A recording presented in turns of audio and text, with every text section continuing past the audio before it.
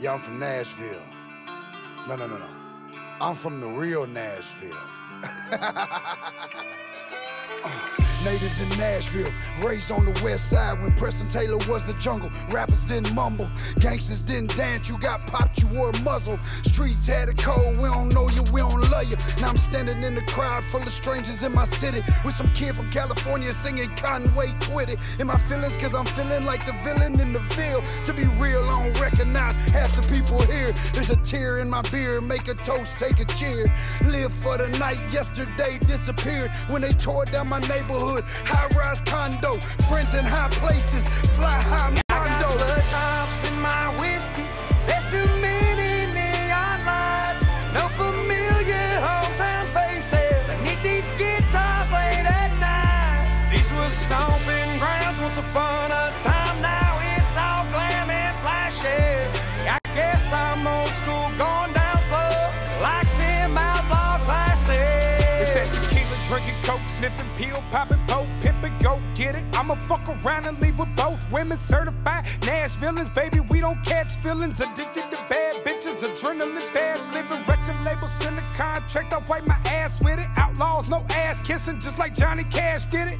Yeah, the city, we been going hard long before they named the bars after country music stars. These cars tell them stories of them barroom brawls. The nights we stood in line to hit a line in bathroom stalls. Hit that Tiger Market 30 deep on Friday night. We gon' cruise, holler at girls, and just ride all night. I got blood drops in my whiskey. There's too many neon lights. No familiar hometown faces. Beneath these guitars late at night. These were stomping grounds once upon a time. Now it's all glam and flashy. I guess I'm old school, going down slow, like them outlaw classics. So now I'm 17 years old, still wet behind my fucking ears. 5 deep in the primer, Monte Carlo, bumping through the Ville. Country as a mater from the outskirts of the sketchy danger zone. All I knew was eating chickens, chasing girls, and getting home. Past 2 o'clock, Music City with the sleep. Now it's me in New York City with a bunch of shiny teeth. Yeah, they running out of room, but dog, I'm used to pushing and shoving. I dove in every bar from Broadway to fucking DeMario. You ain't never seen a man with no legs jam out with Beetle. You ain't never seen the witch with spoons get down and wear the whistle. You ain't never been surrounded by some rich kids up in Vandy, broke a beer bottle and chased them bitches all the way to Cactus West. Blood drops in my whiskey. There's too many neon lights. No familiar hometown faces. Beneath these guitars late at night. These were stomping grounds once upon a time. Now it's all glam and flashy. I guess I'm old school, going down slow, like them outlaw classics. Let the band play. Church.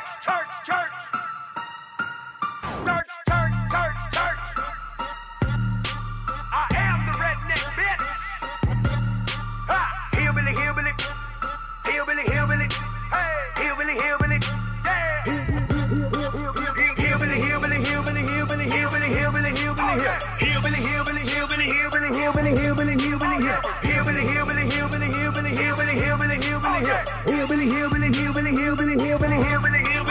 Came from the bottom like well water, bitch, 6-string, quick picking, what's good, motherfucker?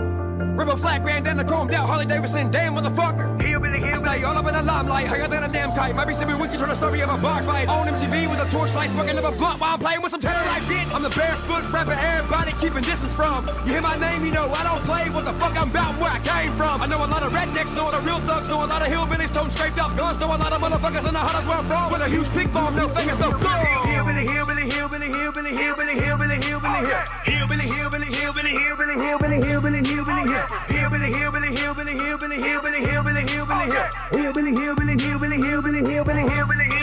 Clear bottom to your head to the beat of my kick drum. Raised in the south, rough hands with slick tongues. Ain't no shit, start of a bitch, come they get some. Sipping on yeast on a vibe, got the milk jug, middle finger kind of guy. Packing me a big ass 1911. Truck so motherfucking loud, God could probably hear that shit way up in heaven. I'm the guy these wannabes rap about in damn near all their weak verses. Got that fire like a devil's son, but you know I'm accepted in all churches. Death to these weak rappers in the studio in a black hearse. Bitch, I'm sick like Zika virus. I'm the king now, son, bitch, close. Hillbilly.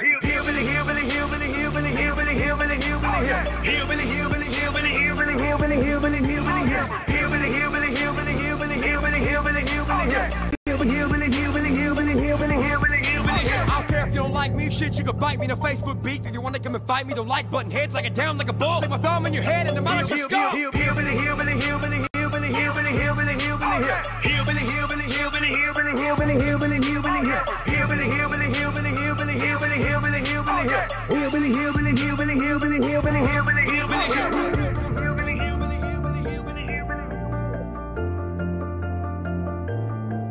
Oh yeah.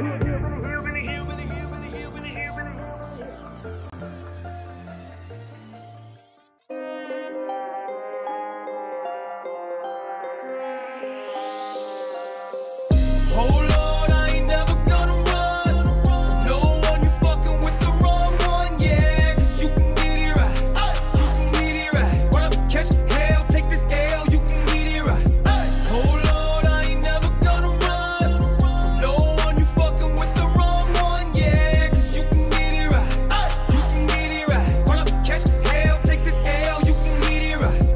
My throne, this is my throne. Heavy is the crown and this shit is so cold like my veins. I ain't never lied, casting out these demons like I'm casting out a line. Okay, chill, calm your horses. You get killed like abortions. I'm so real, make you feel them bullets hit you in your torso. How you want it, you can get it. Split them like some firewood. I'm just out here by myself. Wish a motherfucker would. Okay, hit him with a buckshot, no fuck shit. Go ahead, call the cops, no fucks to give. What's up, bitch? Looking for a lick? Well, shit, I'm pissed. I don't need no pistol. Hit him with fist. Life's a bitch, mine's a hooker and she's rich. And I'm a pimp, so up that money, miss me with that funny shit. Country rappers make me sick. Half of y'all can't rap for shit. Coming at you like a pit, then I'm passing you like Vic. I feel bad for laughing when this half-ass rapping gonna quit. I ain't known for running, but just know I came to run this shit for real. Oh Lord, I ain't never gonna run from no one. You fucking with the wrong one, yeah. 'Cause you can get it right, you can get it right. Run up, catch hell, take this L, you can get it right.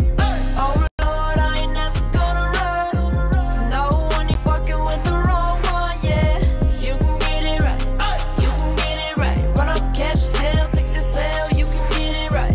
2 times, hit 'em 2 times. Casting out these demons like I'm casting out a line. I ain't lying, fist fight.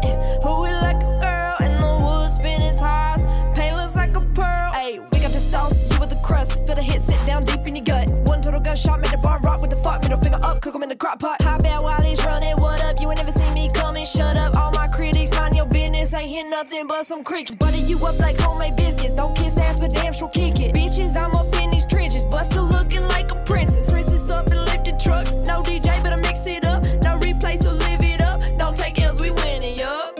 We winning. Come get it. You fake it. We live. Yeah, yeah, yeah. Oh Lord, I ain't never gonna run from no one. You fucking with the wrong one, yeah. 'Cause you can get it right, you can get it right. Run up, catch hell, take this L, you can get it right. Oh Lord, I ain't never gonna run from no one. You fucking with the wrong one, yeah. 'Cause you can get it right, you can get it right. Run up, catch hell, take this L, you can get it right.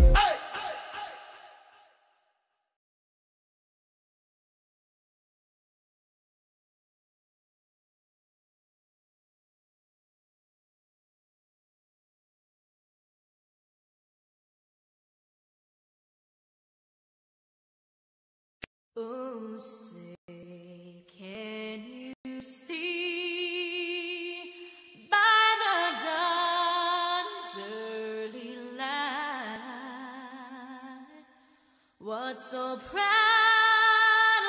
we held at the twilight's last gleaming, whose broad stripes and bright stars through the perilous fight o'er the ramparts we watched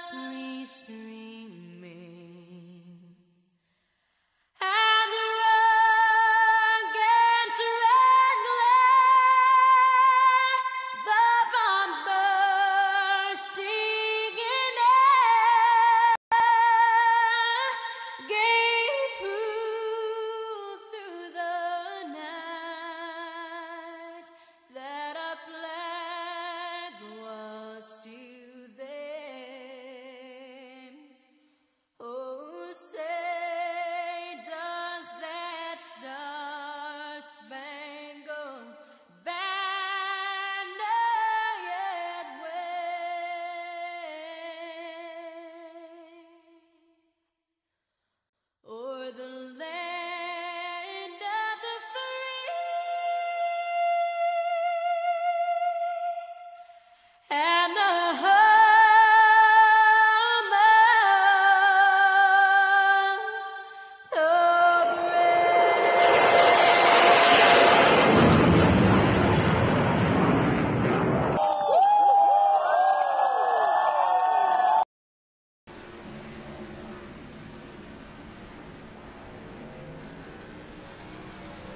Welcome back once again, ladies and gentlemen. Sunday night racing here for Next Gen Racing's High Country Trucking Series here at Charlotte Motor Speedway tonight for the Richard Petty Experience 140.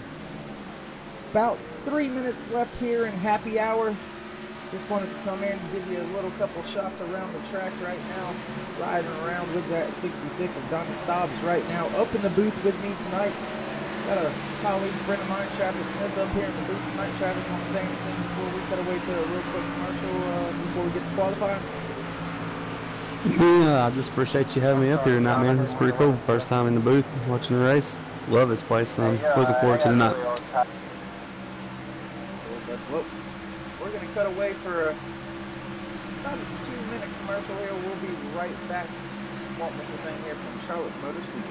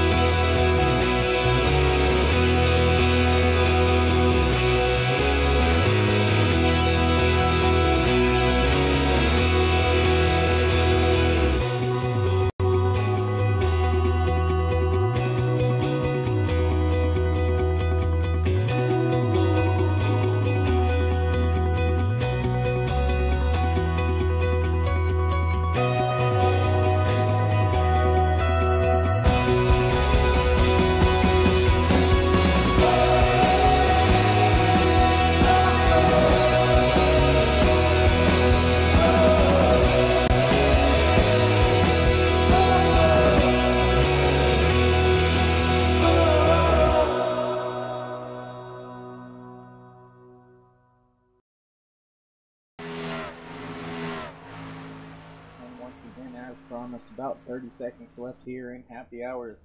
All these truck drivers gonna start pulling it down pit road, getting it ready for qualifying, getting it taped up, getting suited up, ready to get them elbows up, try to get the fastest lap, get the pole. You see Brandon Hartwell sliding through to the start finish line there.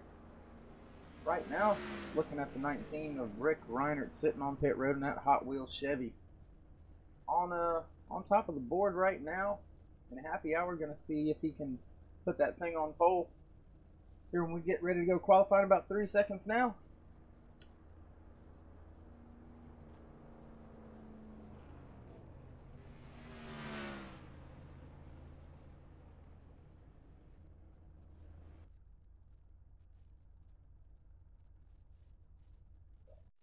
Gonna be interesting to see who goes ahead and jumps out there on track. Looks like Chris Medford already going ahead and jumping out there on track right now as we speak. 01 of Gordon Larson, the 57 of Damon Cox, 33 of Brian Muskill Jr., last year's series champion, also out there on track right now. Riding along right now, though, with the 48 of Chris Medford. He's working his way down the back stretch, getting his up to speed lap. Gonna come try to cross the line to see what he can do in his first time lap here. Yeah, Dave, I look for a lot of these guys. They'll be pretty much backing up at practice speed. As you see Rick working on his lap 2 up against the wall on 3 and 4, trying to get a big run down the straightaway. But this track's going to get faster, so these lap times should mirror the practice lap times as long as they hit their marks here. One thing that's going to be interesting, though, we're going to be setting these fast times in qualifying under late afternoon sunset conditions, if you will, but this race will transfer in tonight. It's going to be interesting to see who can make the adjustments mid-race and do what's called, as you see Chris Medford on top of the board right now, slotting back in the second now, somebody else out obviously up in front of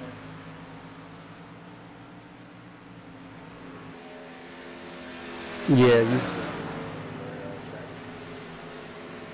Yeah, as you can see, the track times has picked up about 2/10. Reinert just went 3/10 on his lap time. He nailed that lap. That'll be hard to beat.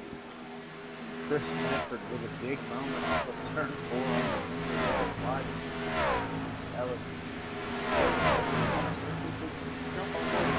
We're going to jump on for the newcomer back here in the 9-10, John Riddle. Not really seeing a paint scheme showing up on him right now, just a blue and black truck, but that's the 9-10 of John Riddle. First time racing with us here tonight at Charlotte Motor Speedway. Coming around to take the green flag for his first time lap.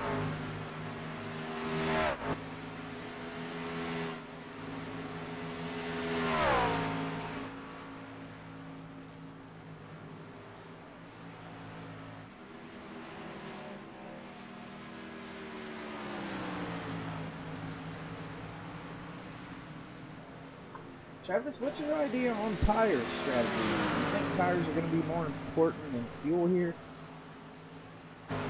Man, this track here is more crucial than any track that I think on the circuit as far as tires and the attitude of the track. This place will be slick 1 minute, and then it'll be tight and have a lot of speed the next minute, and that gets a lot of guys in trouble. One of my favorite tracks, though. I love it. So, yeah, I think tires are going to play a big role tonight.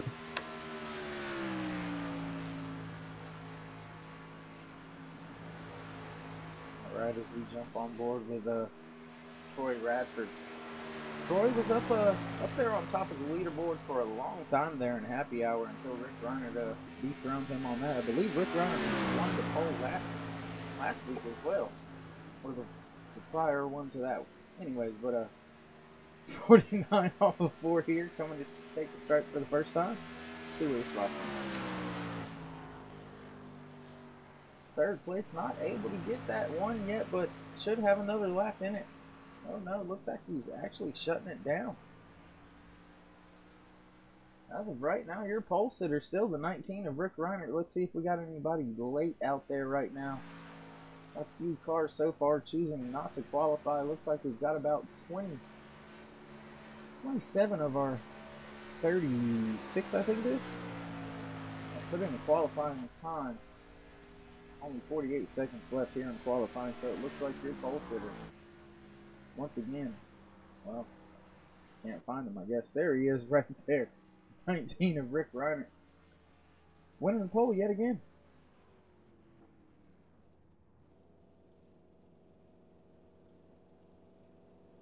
Tell you what, Travis, with so little time left, we're going to go ahead and pull that 19 of Rick Reiner. See if we can talk to him before we go green.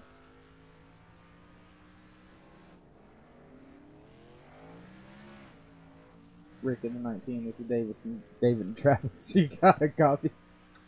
Yeah, I got you guys. What's going on, bud? Looks like you got another pole here tonight. That makes what? Second, third one this season? I'm not sure. I just wish I could capitalize on them.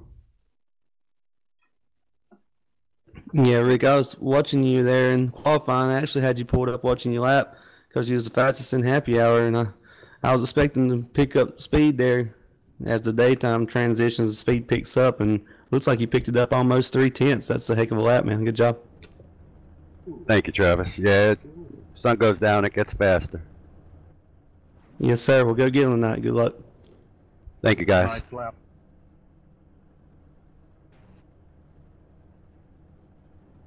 Alright, as we get ready to go, green flag racing here. I'm going to go ahead and throw up your qualifying results for you as soon as I can find them. There they are, right there they should be.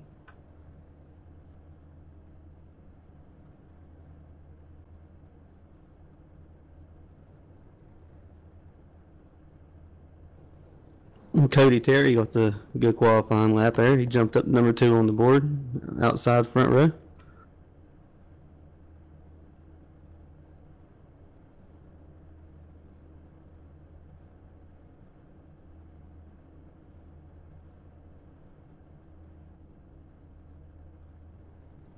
Alright, gonna run down through the field here real quick. Looks like, once again, the 19, Rick Reinert putting that thing on pole. Coming in second to 22 of Cody Terry.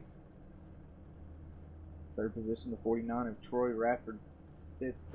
Fourth place, the 5 truck of Brandon Hartwell. Fifth place, Thomas Layton. Sixth place, Craig Learman. Seventh place, the 33 of Brian Mescal Jr. And eighth place, Donnie Stobbs. Ninth place, the 13 of Vic Wagner. Rounding out the top 10, Gordon Larson Jr. Back in 11th place, rolling off from the inside of row 5 will be the 94 of Josh Cottle. To his outside, in the 12th spot, will be Chris Medford. Damon Cox in the 13th spot. He's followed up by Gavin Martin. John Riddle row off in the 15th spot. Brian Britt 16th. Got Darren Scandrido. I apologize for that if I pronounced it. Derek Robinson from 18th. Eric Blunt with must have had a bobble on his lap back in 19th, and Tyler Hilton rounds out your top 20. Back in 21st to 31 of Donald Bennett. 22nd to 45 of Doug Wasaki. 23rd to 12 of Trent Drummond. 24th Ray Radford in 47th. 25th Richard Smith. 83 machine. 26th is the 16 of Tommy Bush. 27th 86. Travis Arthur. That same machine. John Jenkins starting 28th. And 29th Paul Berthwick. The 30th, the 32 of PJ Popham. Yeah, the rest of the guys back here from 30th on back did not lay down a lap, and we got a couple guys moving to the back. Alan Westman, Andrew Nimpower, David Smith Jr., Adam Novak, Jason Edmondson, Robert Camden, Brian Kaufman, and Mark Byers, all moving to the back without a lap down. Alright, well, those pace car lights are off. We're getting ready to go green flag racing for the first time here at Charlotte Motor Speedway for the Richard Petty Experience. 140 green flag is out. Caution, Rick caution. Reiner. Caution is out already. Talk to me, good. What do you So got? what happened there? Nothing actually showing up on the screen, so not sure what that was. Maybe that was an admin caution. Not quite sure what took place there.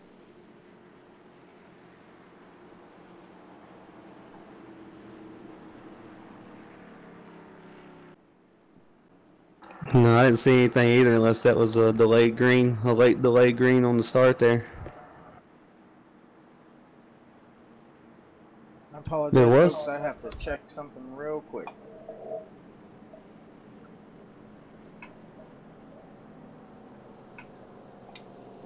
Alright, there you go. Sorry about that. I just wanted to make sure I was 100% live. Dave, I saw a lot of smoke there about the finish line, but I don't know if it was because people getting on the brakes because they didn't go green. But taking a while to get them lined back up here down back straight away. It actually looks like, unfortunately, unless the admins maybe worked something out here, looks like we have a couple of drivers getting caught a lap down because of that, because they hadn't passed the start-finish line yet. One of them, actually two of them, the 7 and the 96, both two-time winners so far this season, John Jenkins and Alan Westman, being caught a lap down from that caution. We're going to have to see how that all shakes out here in just a little bit. I don't think anybody's going to be coming in for tires. Actually, it looks like now all the way back to 29th, 28th position, already down a lap out of the 38 drivers that started here tonight. So that caution is definitely going to shake up the field for the rest of the night.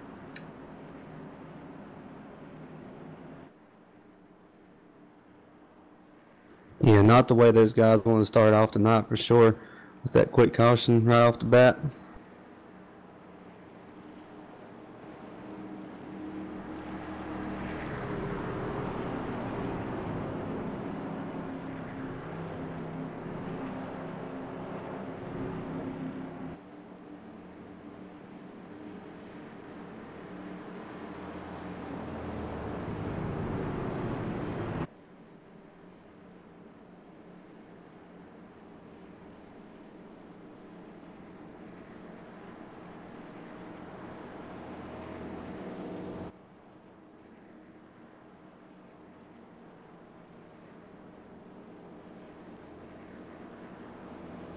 Not quite sure how all of these cameras are going to work and look.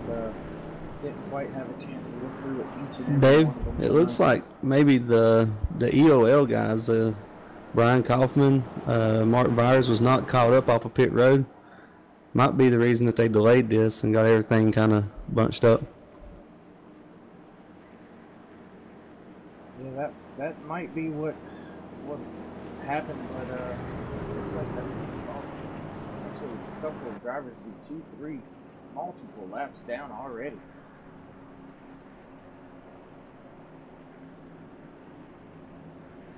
Well, not sure if they're still actually here. Some of them showing 3 laps down out of 3, like they didn't even start the race. So I'm not sure what that's about.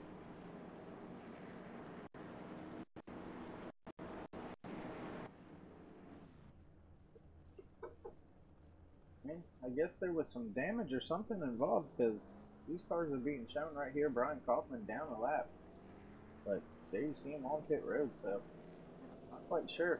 We're going to jump back up here on board with your leader, the 19 of Rick Reiner. We're under caution here. First time, first lap. Richard Petty Experience 140 for the High Country Trucking Series Season 3, race number 8. I don't know, Travis. Interesting. I've never had a first lap caution, so I don't know how to really look at this. Yeah, it must be a lot of confusion. It's taking these confusion going on. There's a lot of guys out of place or something. It's taking a long time to get them situated here.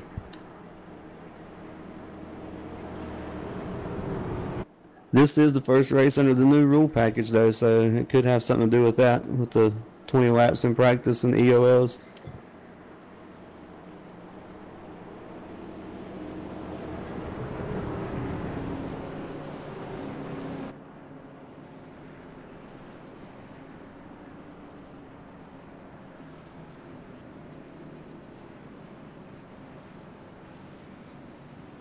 Just going to be interesting because they try to give any laps back to the guys that were caught by this.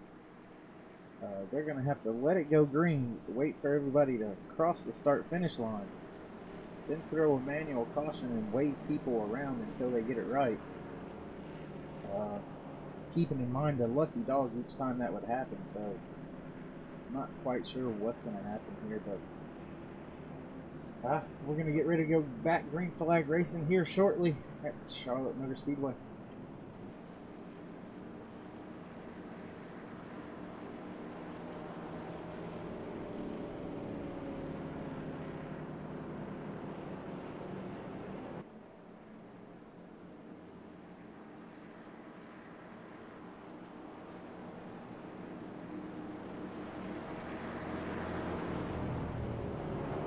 So how's it feel looking down there on track and seeing a couple of trucks that you put that paintbrush to riding around out there? Yeah, I was actually scrolling through looking at a couple now, man. It's pretty cool. I like it. I like looking back on everything and seeing all the paint jobs. Looks like we're going back green here. Single file here. Interesting start there. Rick Reiner able to take the lead easily here. Caution's back out. Green flag. Well, now it's actually just now saying it's done. That's very interesting.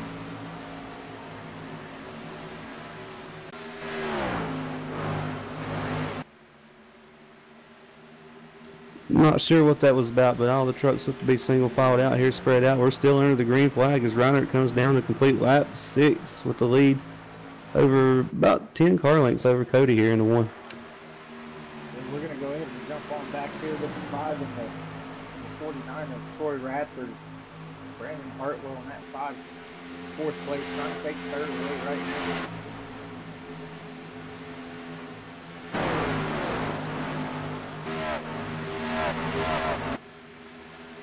A couple other tight battles back there between 9 Power and the 16 of Tommy Bush. Looks like Andrew 9 Power able to get by him, slotting himself into 18th position now as we're still watching Brandon Hartwell trying to get to the bumper of that 49. Little battle back behind them too between 98 and 43 of Greg Learman.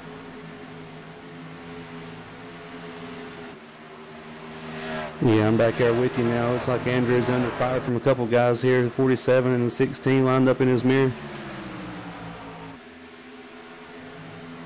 Almost 3 wide race as they go down the backstretch early here in this race. Lap 8 of 140 here at Charlotte Motor Speedway. This 1.5 mile track is kind of sketchy and scary sometimes. At least it always was for me. How about yourself? Getting ready to have a cautions out. Cautions out. Caution's out. Let's see if I How are you can doing see there, bud? what that was. Don't really see anybody off pace except for Bobby Cannon here. Gonna take a look back, see if he was involved. Not sure if he was. I think they finally got the black flags cleared from that first initial start that messed everything up, and it looks like Roy has to do a competition caution here on lap 10. Alright, so admins once again, as I was stating earlier in this earlier in the race, admins things been a little wacky on here, sorry. Trying to get the situation figured out and worked out. I'm gonna probably give a couple people wave arounds here to get them back on the lead lap. All 38 drivers, actually 37 drivers, scratch that, are still here. Only one, the 32 of BJ Popham, he must be out, damaged, mechanical failure or something, as he's shown 8 laps down right now. So still 37 drivers here in the High Country Trucking Series. Richard Petty Experience 140 at Charlotte Motor Speedway. Looks like Troy Radford's going to give up his third spot, and he's going to bring a couple guys with him down pit road here at lap 10 under the caution. Brandon Hartwell, Brian Mescal, got Vic Wagner, got a couple guys into the pits here early.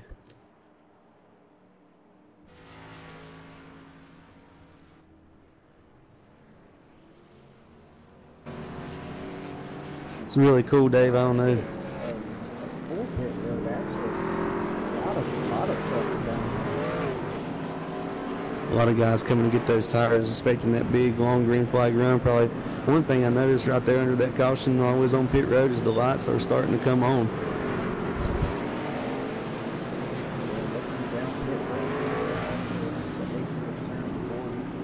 Starting to set over those grandstands there back in the background. Be interesting to see how these drivers handle the rest of the heat. As the lights are going to start coming on, and like you said, night's going to take over. It's going to be a fun, firework-filled Richard Petty Experience 140 High Country Trucking Series showdown. Once again, we've only had 6 winners so far this year, Travis. Only two drivers of those 6 able to get 2 wins. Think we got a new winner this week, or I think John Jenkins going to throw some magic out there, or Alan West going to come up and get their 3rd win of the year? I tell you, you can't ever count that John Jenkins out of anything, or Alan Westman. He's come from the back a couple times this year that I've seen. Both of those guys will be contenders by the end of this thing, but I'll tell you, watching Happy Hour and qualifying, if Rick Runner can keep that thing out of trouble, they're gonna have a hard time chasing that Hot Wheels truck down tonight. Yeah, I believe the scenario was the same thing 1 or 2 races ago with Rick winning the pole, leading laps early, and then something happened about mid-race to him, and just never able to quite recover. I believe he still finished top 10 that evening, but just hoping he can hold it together up there, keep it out of the wall, get things situated right off into the sunset and into the night. Really cool watching these trucks work down the backstretch under caution, seeing those lights come on. I mean, that's just cool seeing how far iRacing's came with this daylight transition into the night deal. They've nailed this thing, man. It's pretty awesome. And with that, this track's going to start changing on this next run here. So it'll be interesting to see those guys that stayed out. I know it's only 10 laps. Don't know how hard they're pushing it there, but we'll see how those tires hold up. It's a good time to try it, I guess. You got the rest of the race to make it up if it don't work out. As you see, it looks like turn 4 and through the front stretch through the tri-oval here. Looks like it's pretty shaded. Looks like the asphalt's getting pretty dark. It'll be interesting to see how the track temperature falls here tonight. I believe the track temperature should fall. We're going to take a look at what that temperature is right now. The track temperature is 79. Air is 79 as well. So we'll check back in on that later just to get an idea of what this track may be transitioning to. Pace car lights are out once again here on lap 12 of 140 at Charlotte Motor Speedway for High Country Trucking Series. Richard Petty, Experience 140. 22 of Cody Terry out there in second position, side by side with the 19. Getting ready to hammer down. We go back to green flag racing on lap 13.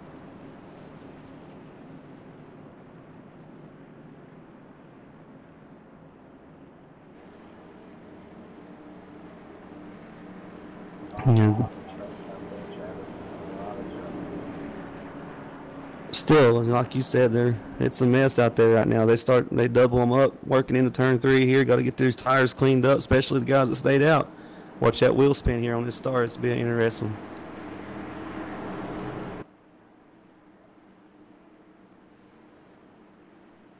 This is where you really got to be patient and keep out of trouble here, because now everybody's ready to go. They got to get to the front. All right, the pace car ducks off in the hands of your leader, the 19, Rick Reiner. He hits the restart zone. He hits the gas, fires off good. Bottom line, moving side by side. Right Terry and 43 of Greg Learman. Rick Reiner, your leader, able to get about a 2-3 truck lead. Cody Terry now slotting himself in the second position of 43 and 98 now side by side. Craig Learman on the outside, trying to take that third position away.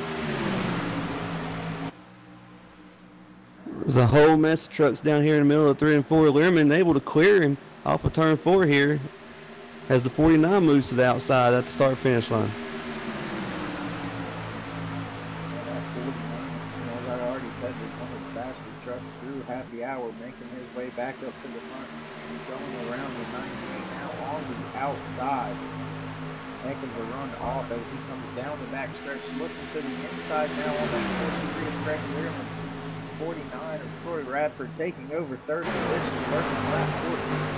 Looks like the battle for the lead is starting to get a little bit closer. Wrecking off of turn 4, big wreck off of 4. Big wreck off of 4. Oh my goodness. What's the car doing, bud? That's going to have a lot of drivers involved.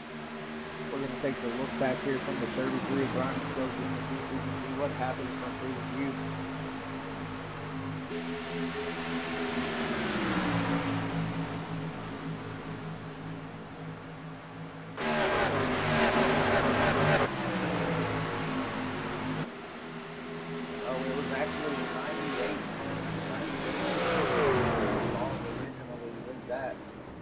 Back up just a little further on him, see what happens here.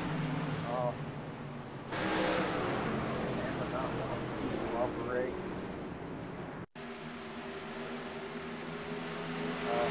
Just a big mess. Here we go. You'll see it one time right here, and then we'll get back to rear leader. Just not enough room. Comes right up in front. couldn't tell who that was, but big mess of trucks. A lot of guys getting by. Good job by a lot of those guys, actually. Yeah, that was the product of fresh tires and old tires there. The 98 was just trying to hold on. They had him pinned on the bottom a couple laps. Looks like it was the 01. Pretty sure it was the 01 of Gordon Larson to his outside, and looked like it just slipped out from under him and collected Gordon there, and a whole mess of trucks down the front straightaway.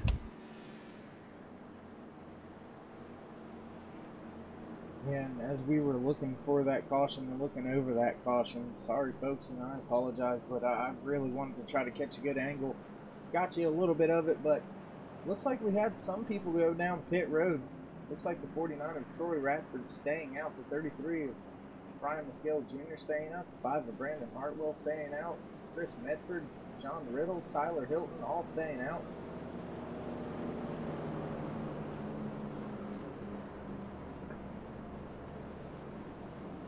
I believe, unless they pit it while I was looking for that, I can't tell, because it looks like everybody's pit at one time. I don't remember seeing them on pit road before. Actually, yes.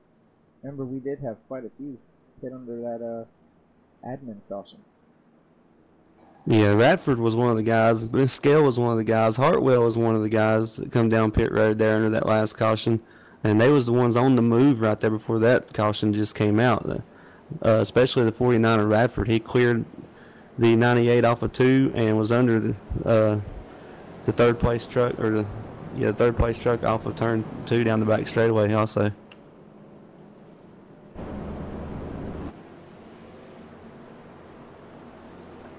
Brian Maskell able to go right through the middle of that wreck, and he stays out.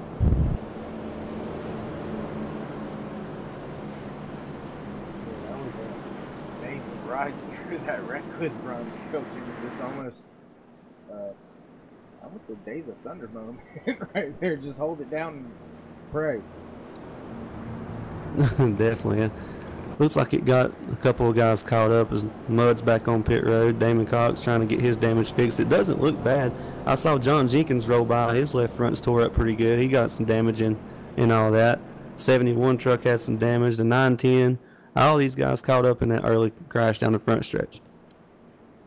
You know what I'm noticing the most, Travis? Look at that pace car as it's entering turn 3. You can see those headlights flashing now. Headlights on the pace car turned on means those lights definitely are already starting to work. We're going to be nighttime racing here anytime. We're working lap 17 at 140 here tonight. Charlotte Motor Speedway, your leader. Troy Radford, followed by 5 Brandon Hartwell. Third place, the 33 of Brian Maskell Jr. Fourth, 48, Troy Medford. Fifth place, the 82 of Tyler Hill. Yeah, this transition should be fun, and I like the guys that come down and get tires. I'd like to, if I was out there, I'd be one of those guys every time the caution come out, because you never know. This place is really big on green flag runs. You never know when you're going to get it, so I like to have the tires as fresh as possible whenever that happens.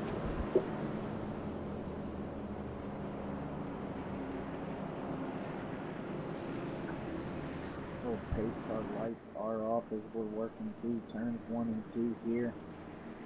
Getting ourselves set to go back green flag racing for the Richard Pettit Experience 24 High Country Trucking Series Season 3 race number 8. It's going to be interesting to see if Troy's able to just walk away, as he seemed like he had the truck to beat. And we were just running there those green flag laps. As you said, he had got fresh tires and was tearing through the field. It's going to be interesting to see if he's able to keep that tear going. With some of those guys that just hit it back there, like Rick Reinert in that 19, slotted back in the 11th position right now, if he's going to make a tear up through the field. A couple of these guys still got heavy damage on their trucks back here. It'll be interesting to see if they can hold on to these things.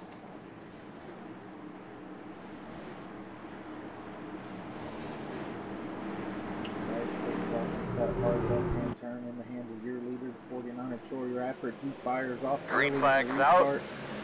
Bad camera angle right there. You see the wall right there. That was awesome.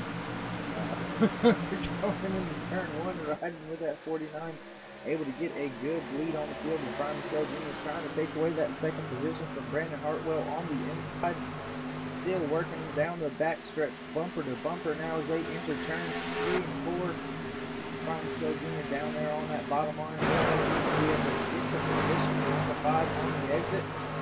Hartwell slots in right behind him, looking to the inside. The scale blocks it. Bumper to bumper through the tri-oval, back into turn 1. Brandon Hartwell side by side down on the blue line here at Charlotte Motor Speedway for second. Wreck in turn 1. Tell me about your car if you can.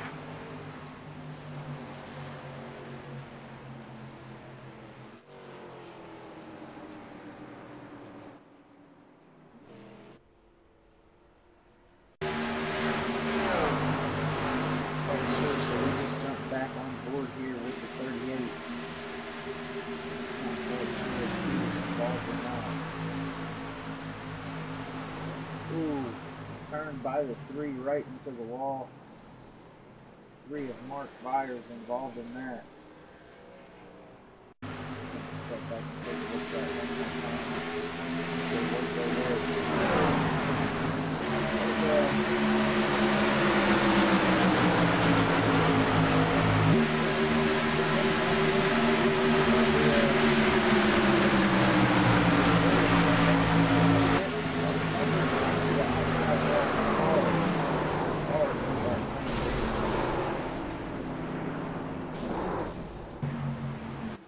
Yeah, heavy damage to the 38 and the 3.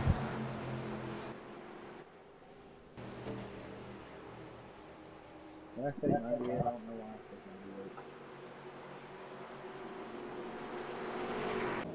said 98. Yeah, that's unfortunate. It looked like the 3, like you said, thought he was clear and trying to get back to that bottom. Maybe been one of the guys on older tires. I don't know. Have to go back and look if he took tires, but trying to get back to that bottom and just was not clear like he thought he was.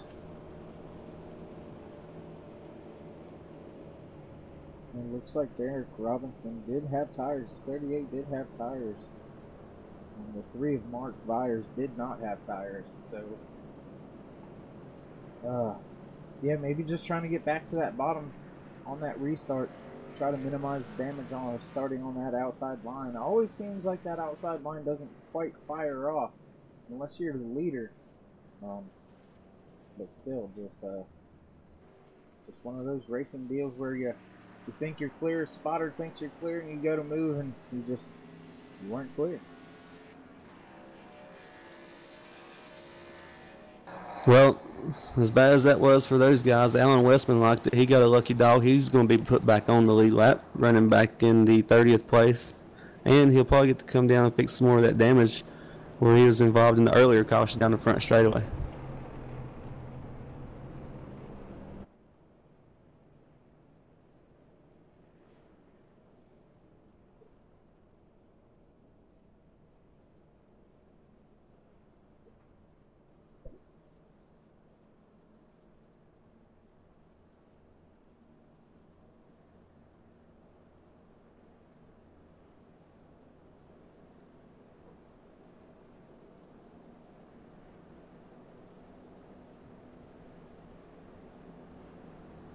Dave, can we jump to commercial for a sec?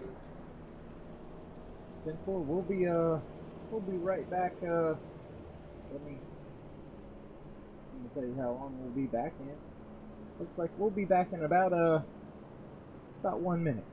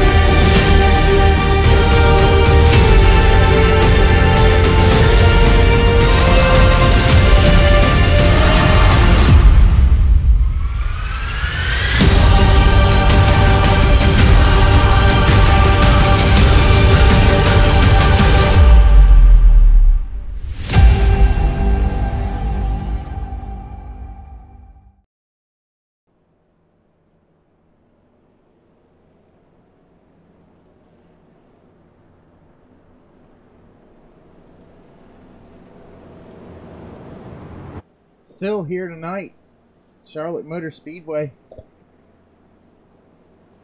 Working under caution now. Yet again, lap 23 of 140.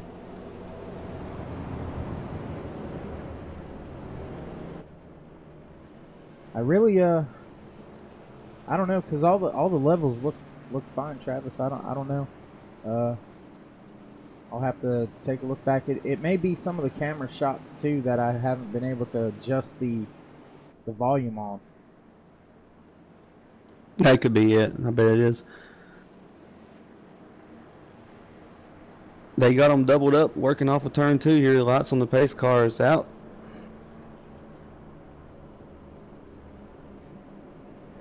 Still waiting on that long green flag run here. A couple of these guys get sorted out, see who's got the best truck as the daylight starts to sunset down in 3 and 4 off the back straightaway into turn 4. The sun's going down.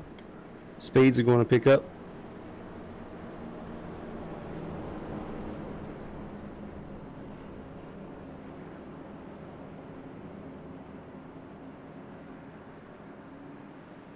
Alright, as those pace car lights are out. Gonna go back green flag racing lap 25 out of 140 here tonight at Charlotte Motor Speedway, riding along with your leader, the 49 of Troy Radford. Pace car ducks off, makes that hard left-hand turn in the hands of your leader, the 49, as he fires off in the restart zone. Able to get the lead pretty easily on that restart there. Brian Skelton at 33 on the bottom, not getting a good start either, but clearing himself to 5 of Brandon Hartwell, slotting himself in the second position. Now a battle between the 48 of Chris Medford and the 33 of Brian Mescal Jr. for third place. Looks like Brian Mescal Jr. able to get that position now, going down the backstretch into turn 3 and 4. Yeah, it looked like the inside line was struggling there on the takeoff. A lot of guys got bunched up there in the tri-oval. Able to work it out. We're staying green.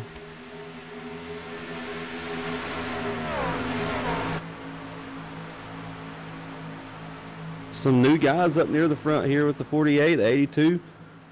They worked their way through these cautions. Chris Medford, Tyler Hilton, Richard Smith, all showing up now in the top 7.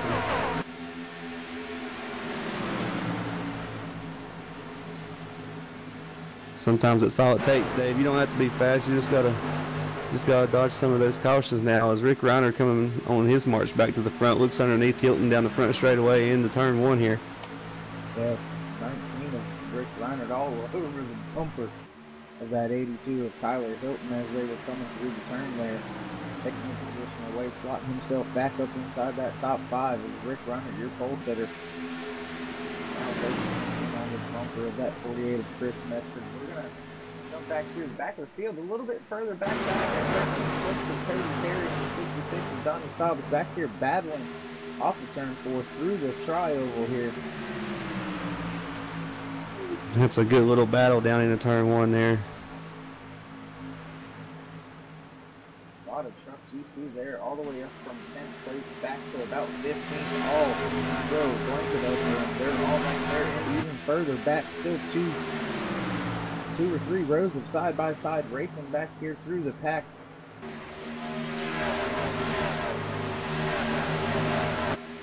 We got battles all over the racetrack as Reiner now is working on the 48s. He got a little loose off of 4, it looked like. Had to get out of the gas. Hilton's going to try to capitalize on it as they put him back on the white line down in turn 1.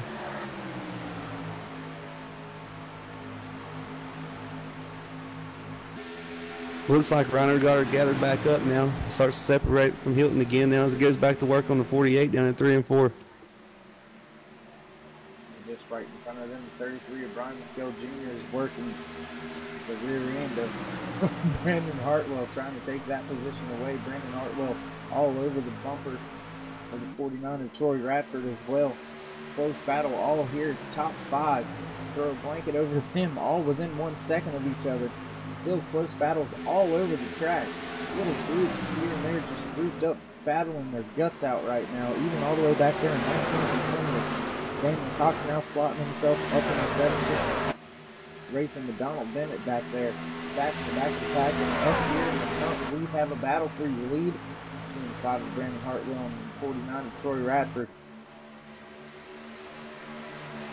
Looked like Hartwell tried to top there for a second, thought about going upstairs on the 49, but wasn't able to get it done as Mescal closes back in on the bumper of him. I think Mescal's just kind of riding there right now. He sees what's happening. He's not going to burn his stuff up, and the caution is out.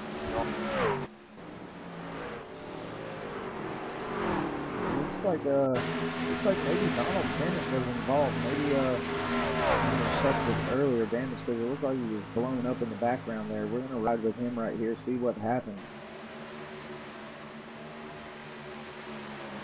It wasn't Donald Bennett. Who's that right there? I'm quite sure. Looks like maybe the 45 and the 97.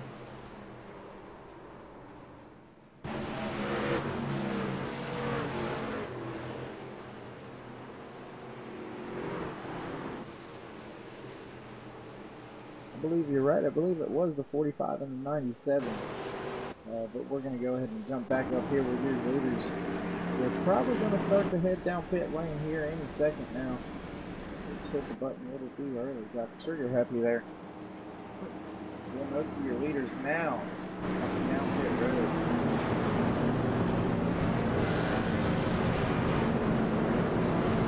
Yeah, I went back and looked. That was a heck of a save by Douglas back there on the back straightaway. Looks like the 97 moved up and just caught the quarter panel of the 45 machine there. He saved it. 97 was not able to save his cars. He's got big time damage heading to pit road.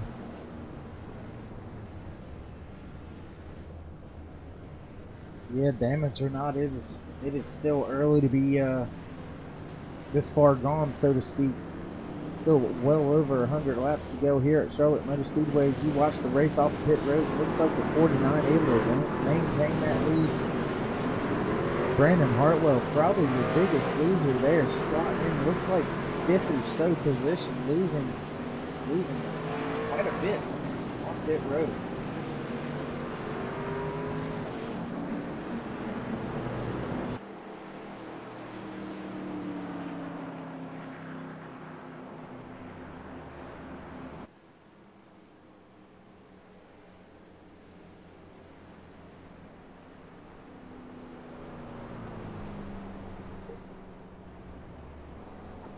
Could Travis send a little feeler out there to see if it got any better or not. It might also have to do with me having to use the communication the way we are tonight with the button.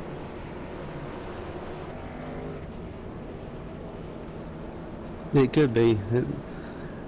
I mean, I don't know much about it. It's my first time up here. I don't know how to mess with all that stuff, or I'll help you out. Yeah, there's definitely a lot going on. You sound fine on my end, but it might be the truck's kind of drowning you out or something. I'm not positive. You got a lot more cameras and wires and cords and plug-ins than I do over there. Yeah, I definitely have a lot more going on. And like I said, it could be a different. So, give me just a second. If Jags, if you're watching, just take a listen here for a second. I'm going to not use the button. Just speak normally like I would and see if maybe that is part of the issue too. Obviously we're under caution, so the engine sounds are going to be a little bit lower, but might be able to get a feel for it anyway. So right now we're still working ourselves under caution. Lap 34 of 140 for the Richard Petty Experience 140 High Country Trucking Series Season 3, race number 8 on iRacing.com. Brought to you by NextGenRacing Productions. Tonight at Charlotte Motor Speedway, we have some of the biggest, baddest, toughest, fastest, meanest truck drivers on iRacing. Looks like the field coming off of 4 here. Looks like the pace car will turn the lights off and we'll stack them up.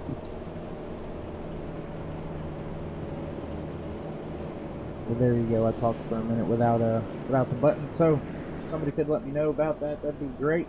Otherwise, pace car lights are about to go out. 1 to go. Before we go back, green flag racing. We're now on lap 35. Still 106 laps left here tonight at Charlotte Motor Speedway. As you see, it's even darker than before.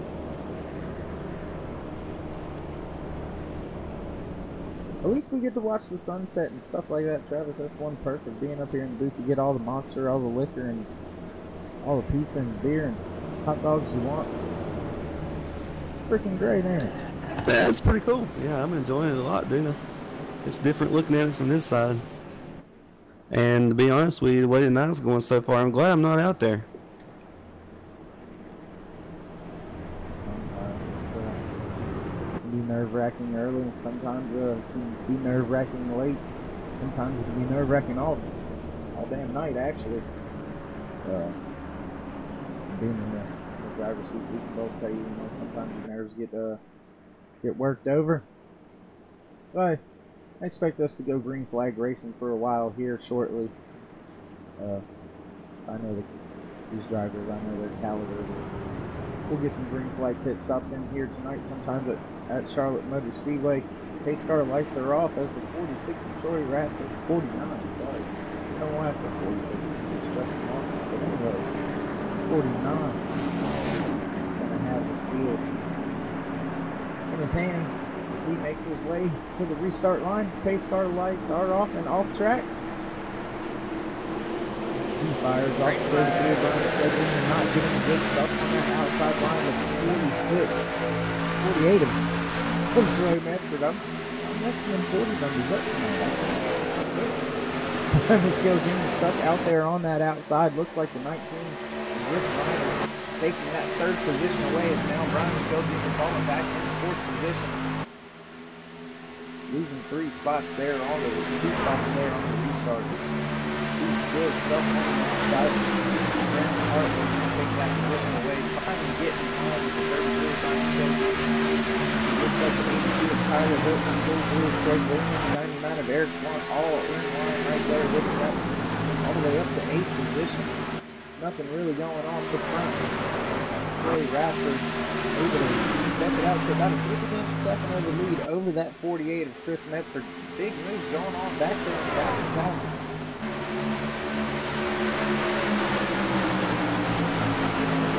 Hilton looks like he's trying to kick dirt back up to the outside again. Got a nose in there. Dirt might clear him off the forward here down the front straightaway, and he does as he pulls back down to the bottom. Just a little bit further back behind him, taking the position away from Ricky Smith Jr. with the 66 of Bonnie Stobbs, 13 of Vic Wagner. Good to see him out there running good. Also inside the top 10, that 13 truck up in the 9th position right there. Yeah, that's a good run for him, definitely there. Reiner dives to the bottom to the drive. We got a nose under the second place truck there of Medford down into turn 1. Looks like we may have a four-way battle. As now Brandon Hartwell putting his ticket into the box and on some of this action too. Almost 3 wide, 3 different lines on the down in the turn 3 as they work into exit of 4. Almost 3 wide on the side by side with the 5 and Brandon Hartwell all over the bumper of that 48 of Chris Medford. Caution is out on the track once again.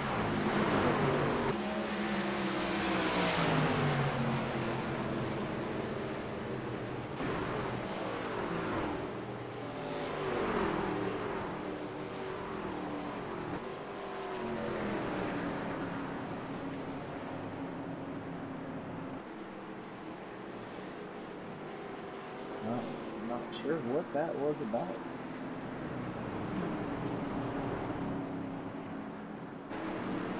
No, I missed that one. I was too busy watching the battle up here for second place there.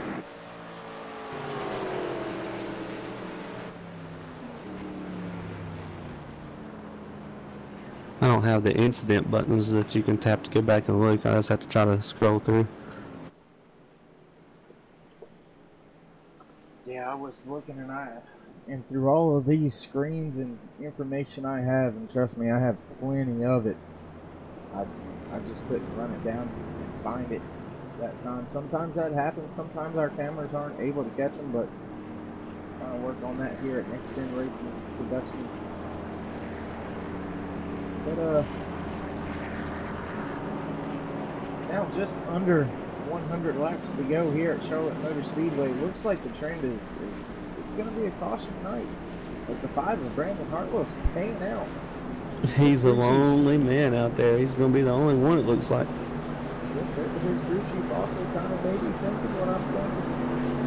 Maybe if he can keep the track position, get a little bit off cycle with these guys, that could pay off later on the fuel or something if we do end up going green.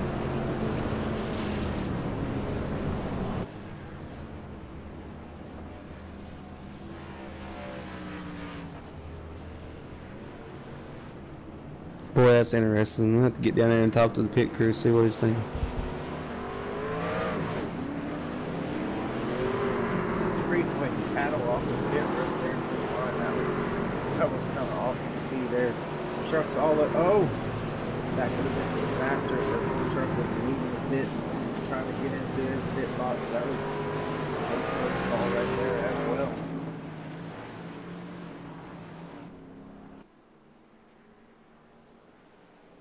Alright, we're going to do a little rundown through the field here. Once we get around to the line, going to run down the field here. Get some good shots in of all these trucks. And actually, as we're riding with your leader, Brandon Hartwell, in that 5.5 machine, that Nationwide Chevy, looks a little crinkled on the front end right now. We're going to let this cycle through just for a second so we can make sure that we got the correct order as we run through the field here. We work lap 42, coming to take lap 43 here.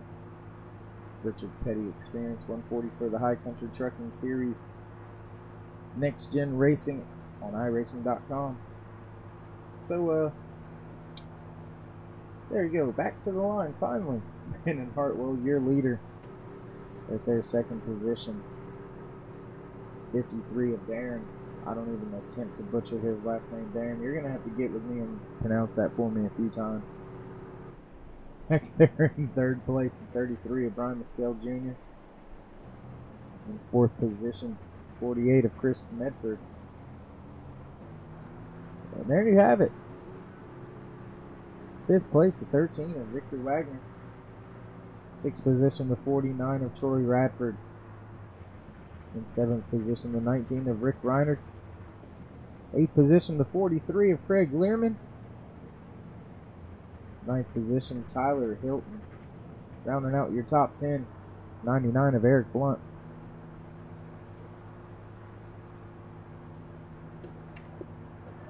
Eric Blunt had a good run. He started way back on that mishap he had in qualifying there with that lap he laid down. He was pretty much right there in the middle of that big crash down the front straightaway. I don't think he got any damage from it. Made it through it, a couple pit stops, and working his way up into the top 10 here. As I continue to scroll through the field here, looks like John Jenkins, heavy damage to the front end of that race car. A lot of damaged vehicles back there. We're working our way back through about 17th or 18th now. 71 of Jason Edmondson. See his front end, his hood crinkled all in as well. 19, Alan Westman, also heavily damaged here tonight at Charlotte Motor Speedway. 8 of Brian Kaufman. This truck looks pretty clean. Maybe he's just hanging out back there. You see the 16 also with some damage. 12 of Trent Drum. Looks fairly clean as well. The 45 of Douglas Wasaki back there in 4th place. 24th place, I apologize. A little bit banged up. Looks like we're too wide now, about to go back green flag racing. So with that, we're going to go ahead and get back up here with our leaders.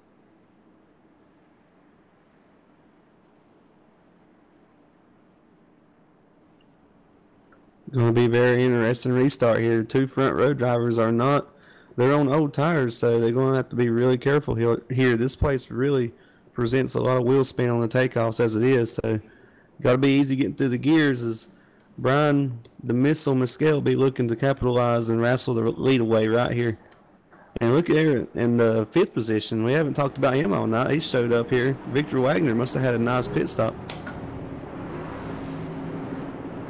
Yeah, it looks like his pit stop was actually only 9.3 seconds. 2 tires there for Victor Wagner. Making the jump as we're about to go green flag racing in the hands of the 5-year leader, Brandon Hartwell. Coming to the restart line. Fires off. The 33 of Brian Mescal Jr. with a much better restart now, side by side with the 53 of Darren. Working their way through the tri-oval into turn 1 now. 5 with a big lead. Big move back there I believe that was the 49 of Troy Radford to get to the bottom. Not quite sure if that was Troy. Couldn't tell it was a black truck, but Brian Mescal Jr. getting that second position away from Darren now, as he's setting his sights in on your leader to the 5 of Brandon Hartwell. Battle for third now as Darren's up into the wall. Trucks going low to miss him and get by. Big line of trucks going by on the inside now as he's going to fall back big time back into the back of the pack. Yeah, Dave, I was watching here on the restart right around the 15th position there. Somebody did not get going. Looked like Mud got in the back of a couple guys. Looked like Kaufman might have got in the back of some heavy contact on the start of that, on the restart.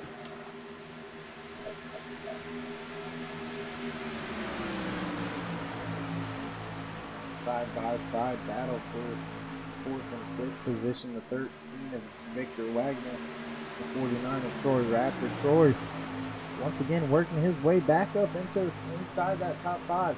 Taking the position away now, going down into the back stretch. Still side-by-side though. 49 with that preferred inside blue line down there. Just able to get the point clear of that 13 as they work themselves through the tri-oval. Still leading the race, the 5 of Brandon Hartwell.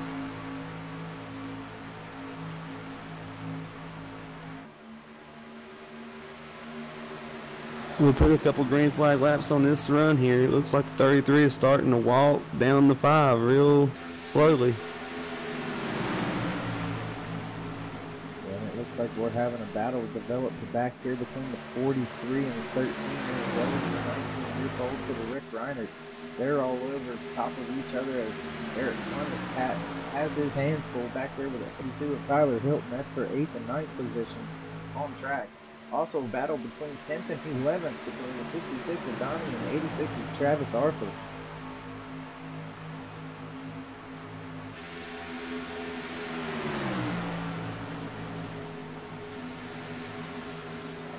Looks like Vic is having a hard time keeping his truck down on that line with those 2 tires not paying off.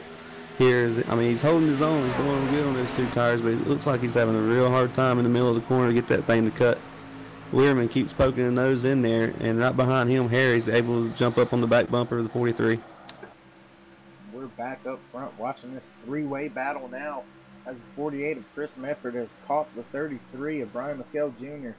Brian has also reeled in that 5 of Brandon Hartwell. 33 using a little bit higher line there through the center of 3 and 4. Opens up the door for the 48 on the inside, coming through the tri-oval, working their way to turns 1 side by side, entering 1. Looks like the 48 is going to be able to get that position away. Brian Mescal Jr. stuck on the outside now, having to deal with the 49 of Troy Radford. Radford looking to the inside in turn 3 as he'll drive underneath the 2nd place truck there. Puts that thing right down on the white line through 3 and 4. Not able to get the job done, slotting back into 3rd place. He's that 49 of Troy Radford still on the outside, stuck. Now being contested by the 13 is that 33 of Brian Mescal Jr. 13 takes the position away, working down into turn 1 through the center off. 48, Chris Medford all over the bumper of that 5 of Brandon Hartwell as they're entering turn 3. Vic must have been listening in as he heard me when I told him it looked like he's having a hard time on those 2 tires. And then he drives right underneath the 33 of Brian Mescal for the 4th place here and starting to pull away now. In a side-by-side battle going into turn 1, the 48 clips the apron. Side-by-side is the 5 high on the outside, keeping the momentum going. It looks like the 48 lost a lot of momentum as he's dealing with the 49 of Troy Radford, who takes that position away going into turns 3 now, followed by the 13 of Victor Wagner on the outside. Side-by-side battle with the 48. Chris Medford coming off the 4 through the tri-oval. Takes the position at the line of the 13, still battling on the inside. There was that 48. The 5 car and the 13 on 2 tires. Both of those trucks have put those things right around the top side, leaving the bottom open, which is letting people dive in there. But it's a very hard place to make a pass is on the bottom here. And it's starting to show that these 2 guys with these 2 tires up around the top is holding their own pretty good here as there is 9 trucks right together for the race lead. A little bit of a skirmish battle back here between Rick Reiner, the 43 of Craig Learman, the 82 of Tyler Hilton. I wanted to say Travis Hilton for some reason. Anyways, close battle. Eric Blunt making a big move side by side with I believe that was the 82 of Tyler Hilton. He went side by side with Joe Radford closing in on your leader, Brendan Hartwell. We're going to jump back up front as this battle is starting to brew. Hartwell trying to hold his own as he puts that thing right up against the wall down in turn 1 and 2. The 49 of Radford running the bottom again as Hartwell keeps it wound up, and he'll pull down the back straight away. Maintaining the lead, actually gaining a little bit there down the back stretch was the 5 of Brandon Hartwell. 46 closes in just a little bit as we're going to begin to work one lap truck here through the tri-oval. He stays down on the bottom of the field, goes by him. That is the 98 truck going one lap down, at least one lap. Hartwell still running the top down in 1 and 2. The Radford machine tries to pull down again to the bottom. This barely clears the bumper off of turn 2 there. That was close. Into turn 3. Here we go again. Both trucks up around the top. All 4 trucks. The top 4 running the wall down in 3 and 4. I like the line that Hartwell's got though, Dave. I'm telling you, he runs that thing in on the top and then turns it down in 3 and 4. That kind of limits Radford what he can do getting back to the throttle coming off the corner here. It'll be interesting to see if there's a bump and run maybe brewing. Maybe that 49 decides to push the 5 a little deeper into the corner and force him to give him some more room going into the corner as he's all over the rear bumper going into turn 3. Half a car back now coming through the center of 3 and 4. Looks like the 13 and the 48 of Chris Medford, they're putting their hands in the bucket too. A lot of patience up front for the race lead as the 5 still working the top. The 49 is all over him, sticking his nose in there, just showing him that he's still there, but he is taking his time as the 48 clears the 13 for third now. As you watched, there was 3 distinct lines through turn 1. You had the 5, followed by the 49, followed by the 48, all staggered one lane beneath each other. Whole track surface utilized and covered there. 49 looking to the inside once again down into turn 1 side by side with the 5 of Brandon Hartwell. Can he keep the momentum coming off of the 2? The 49's been a lot faster down in 1 and 2, and that's where he tries to make his move. He's been sizing him up the last couple laps now. He's up to the door on the 5 as they go off into turn 3. Still side by side through the center of 3 coming off now. The 49 still on the bottom, not able to get the job done yet. The 5 still listed as your leader as they cross the line for lap 62. Nope, lap 61, sorry, of 140 here for the Richard Petty Experience 140 High Country Trucking Series. Season number 3, race number 8, brought to you by NextGenRacing on iRacing.com. Hartwell finally had to give it up. He battled hard up there with those 2 tires, kept that thing around the top. Now he goes to the bottom looking to take it back from the 49. Close quarters racing coming through the front stretch tri-oval area. The 5 right there, second to go on the not quite quarter panel. I'll just call it the corner. He was right there. Decided to let out just a little bit. Come back to fight another day as he's fighting down the back stretch. Close still to your leader, 49 of Troy Radford. Radford, he's having a hard time settling in, finding his marks out in front. It can be different whenever you're running behind somebody, and then when you're setting the pace, it's hard to get that rhythm back as he's trying to settle back in. Now, Hartwell is not letting him get away, though. He's staying right there with the pressure on him. Both trucks running the middle to the top as they work off of turn 2. Caution is out.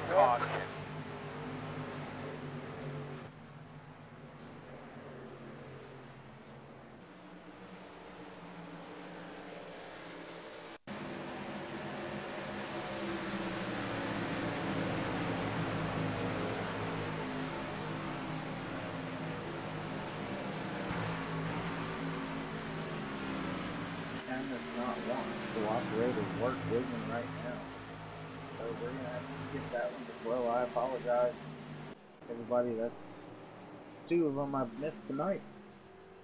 Anyways, technology doesn't always work for me in my my favor. I don't know. It is what it is. Still, some good racing here tonight at Charlotte Motor Speedway. Working lap 64 of 140. All your leaders should come down pit road as they all have over at least 20 laps. Brandon Hartwell, he kept the lead for a long time out there, staying out under that last caution. 31 laps on his tires.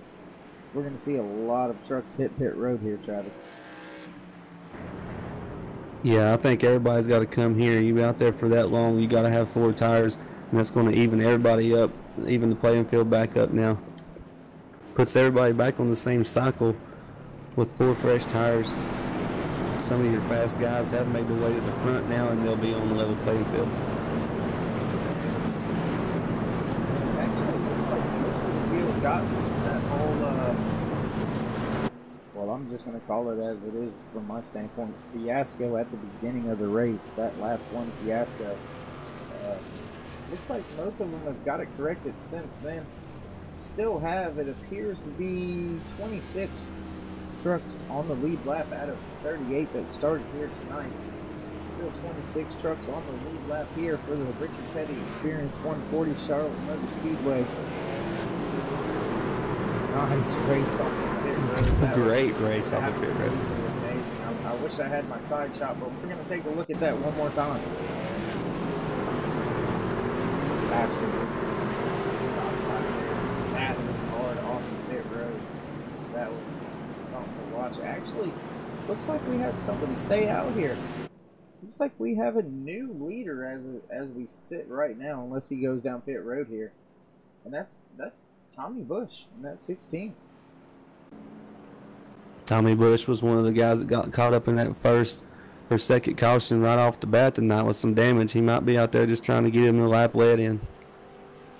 Tell you what, Dave, it's going to be interesting to see if Medford got a unsafe exit there off of pit road. He was real close flirting with that blend line there.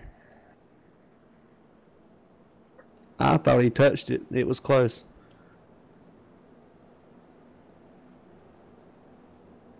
With that, Dave, I'm going to have to jump off here, man. I gotta go get ready for work. I had a great time up here in the booth with you. Looking forward to doing more every chance I get. All right, man. Travis, well, it was good to have you up in the booth with me tonight. Anytime, man, just get up with me. We'll do it again. Yes, sir. Keep doing what you're doing. This should be a good one. It's going to be a shootout to the end. Hey, you know what they always said? When the sun goes down, the stars come out, the sparks are going to fly, so should be a good one. Yes, sir.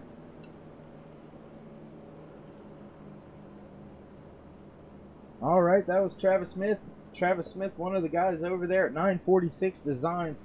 Go check them out. Look them up on Facebook. Give them a like. If you want any work done, I promise you they're beasts with the brush. A lot of the trucks out here tonight actually painted by Travis Smith or Justin Walters, the other co-founder and paintbrush guru from 946 Designs. Actually up in the admin booth now. So hit those guys up. They'll give you what you want, no problems. Want to give a shout out also here tonight. Haven't done many shout outs here tonight, so I want to give a shout out real quick to Haywood Elite Wrestling Club out there in Haywood, North Carolina, Bethel, Canton area. We have a lot of kids come from all around. Have kids coming from Silva, Waynesville, Canton, Smoky Mountain, all the way from Black Mountain, Hendersonville. Great club, great organization. Great practice there tonight. Can't wait to see all y'all back on the mat again on Wednesday. We'll get geared up to go to our next tournament.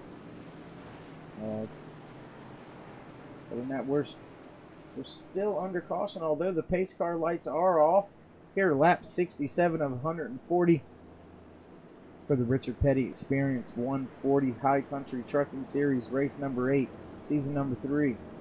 Last year's defending series champion, Brian Mescal Jr., slotted in right now in 4th position.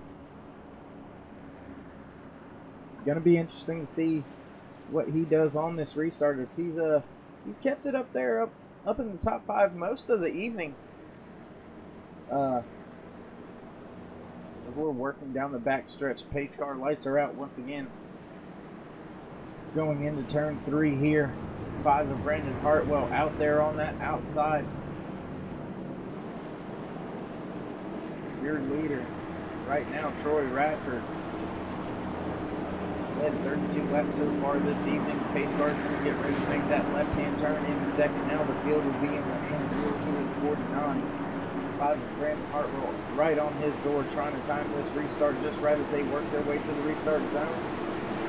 46 fires off. Brandon Hartwell not getting the winning jump. Looks like 48 of Chris Bedford slotting in his second position now. The 33 of Brian Mescal Jr. trying to take the position away from Brandon Hartwell now. Down on the inside, side by side, working their way through turns 2. Brian Mescal Jr. Brandon Hartwell side by side battle for third position. Troy Radford making his way down into turn 1, followed closely by that 48 of Chris Medford. 33 still not able to get that position away from the 5 of Brandon Hartwell, who's working hard off of the edge of the 19. Right behind the 33, trying to slot himself into that next 4th position. Outside on the outside, outside on the outside. Outside on the high line, 13 of Victor Wagner. Following the 5 of Brandon Hartwell, who makes a big move to the inside of the 33. Brian Mescal Jr. now working their way into turn 3 for 3rd position. Big crossover move by the 5 of Brandon Hartwell.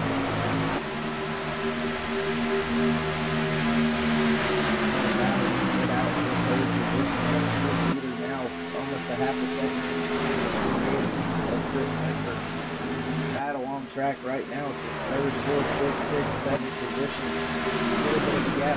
Some more battles going on back there between the 43 of Craig Learman, the 99 of Eric Blunt, Tyler Hilton, all involved in the little skirmish back there in the pack. Looks like the 5 of Brandon Hartwell was able to get by that 33 of Brian Mescal Jr. The 19. Oh! Hard into the outside wall of the 19 of Rick Reiner. Could start something to drink. Do a deep breath. As you see, looks like he just got loose coming off of the corner. Not enough room into the 13 of Victor Wagner and into the inside wall. Both cars just moving around just a little bit. Going off the exit here, as you can see, both wiggling just a little bit. Make contact with each other. A little bit of net code maybe right there as well. Is what that also looked like. We'll go back just one more time and look at that again. There you see, just there was space. There was space, so a little bit of net code, but that's probably going to end the 19's night. Hate to see that. Hate to see that happen. We're going to go ahead and jump back up on board here with your leader, the 49, taking it on to pit road. Looks like he's the only one going down on pit road. No, Brian Mescal Jr. also opting to go down pit road as well. Interesting mixed bag of people going down pit road there. See a lot of trucks down there on pit road. A few of them staying out. Looks like Brian Mescal Jr. did stay out back here. That'll be an interesting way to go. Is there's about 7 or 8 laps on these tires here. Majority of the field did decide to stay out. As we're going to go ahead and jump on board some of our in-car cameras here tonight. Paid for you and brought to you by NextGenRacing on iRacing.com. There you see your leader, 48, Chris Medford. There's the 5. Brandon Hartwell. Looking into the eyes of 33 of Brian Mescal Jr. Also back here with Damon Cox in the 12th position. Always riding in the flaming skull helmet. Just jumping around to our different onboard cameras where you have the 5 of Brian Kaufman.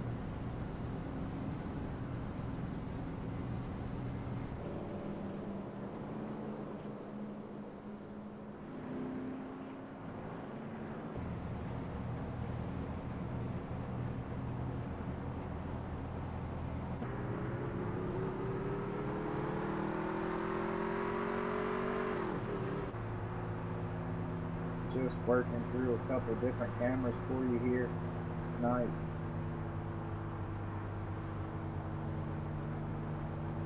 A lot of these trucks let us put a lot of really, really cool, awesome cameras on their trucks. Looking back from the 5 of Brandon Hartwell in that Nationwide Chevy, looking back at the Superman AC Delco 33, Brian Mescal Jr. in 3rd position. This shot could be pretty interesting a little bit later. I don't know, tell me what you think. We also have our reef cam back here on a couple of guys. 01, Gordon Larson riding in that Lowe's Chevy.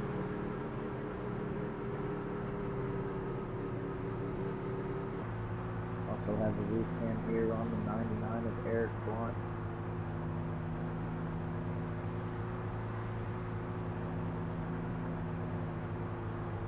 Interesting little spotter cam there. Once again, all of these cameras brought to you by NextGenRacing on iRacing.com. You hear the 33 Brian Mescal Jr. cutting that truck off, saving gas right now. Already about half of this race over with now, as we're coming to take lap 74 of 140 for the Richard Petty Experience 140 at Charlotte Motor Speedway. I'll tell you what, if that's one thing you haven't looked into or thought about doing, you got to get yourself down here. And I wish I could say I've personally done it, but I've talked to a lot of guys that have done it, and man, I'm looking forward to doing it. I'm definitely going to. I'll have to get video or something of it when I do and put it out there for you guys. But the pace car lights are off as we're on lap 74 of 140, coming to take lap 75 when we go back. Green flag racing. You're the leader of the 48 of Chris Medford. Chose to stay out under that caution. About 9 laps. We'll have almost 10 laps on his tires when we go back. Green flag racing. Looks like the first car that pitted would be that 49 of Troy Radford, slotted in 6th position right now. Your top 5 as they sit, there you have it. The top 5 brought to you by 946 Designs and the Haywood Elite Wrestling Club out there in Bethel, North Carolina. As we get ready to go, green flag racing, pace car will make that hard left-hand turn once again down onto the pit road surface. Will be in the hands of your leader, the 46, Chris Medford, for the first time this evening on the restart. Pace car is off. Chris firing off 85 with Brandon Hartwell getting a pretty decent jump. Slot in on that bottom side in the 2nd position. The Queen wants the 33. Brian Mescal fighting with the 66. Donnie Stiles through that 3rd position on the inside, followed by the 8 of Brian Kaufman. Haven't spoke much of Brian Kaufman here tonight, but there he is inside the top 5, making his presence felt. 33 getting the job done, slotting into 3rd position. Battle side by side for 5th and 6th between the 8 of Brian Kaufman and the 49. Right on that 8th bumper is that 9 of Eric. Eric trying to work his way up even higher inside the top 10. Eric's been running good all evening here tonight at Charlotte Motor Speedway. There's a battle now. The 66 of Donnie Staubs trying to take a position back away from the 49 as he does.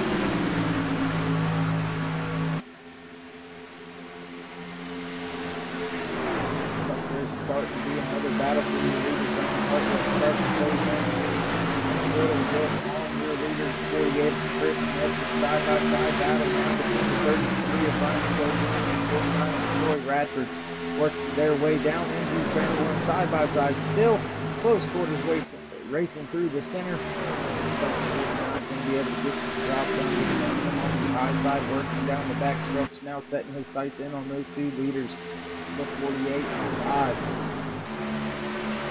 Gapping the 33 all over that 49 Troy Radford back here in 5th position, battling it out with the 99 to 8 as well as the 82. Is the 66 of Donnie Staubs slotted in 4th position right now as we speak.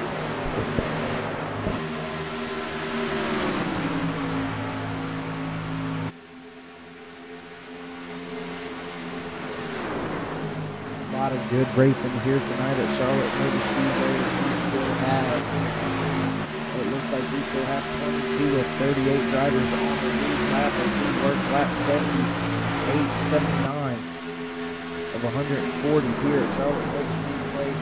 Green flag racing. Awesome shots. We're gonna, hopefully I sequenced this correctly. Don't get mad at me if I didn't, but we're gonna try some crank it up cameras here, so I'm gonna go shut my mouth.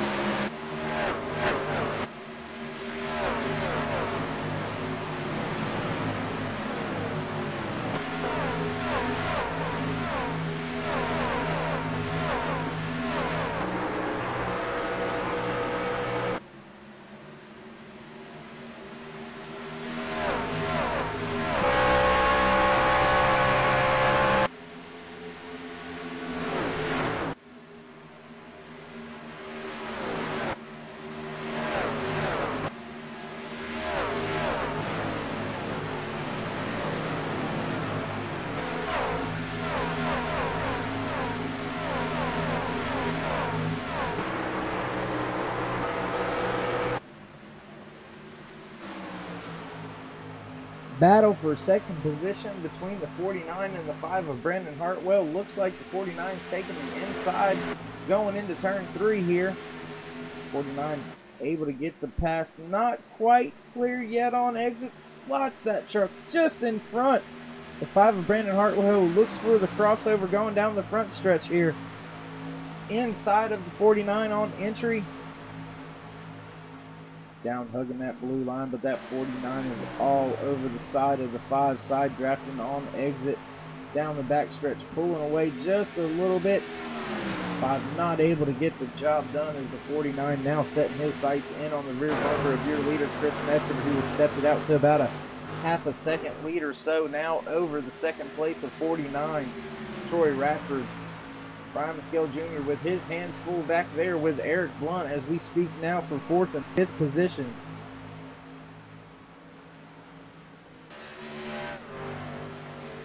Also back there a little bit further in the back, 57 of Damon Cox in 13th position, battling with the 31 of Donald Bennett for that 12th position on track.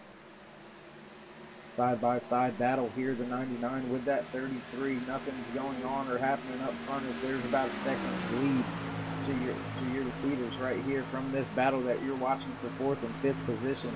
5th and 6th also battling out right now. The 66 of Donnie Stobbs and the 82 of Tyler Hilton. They're battling it out for position. Looks like the 99 able to get by that 33 of Brian Maskell Jr., who's now dropping back in the pack. I believe started in 3rd place, but now back there in 5th place. Looks like the high side's going to come around. Donnie Stobbs in that 66, close racing. Coming down through the tri-oval here.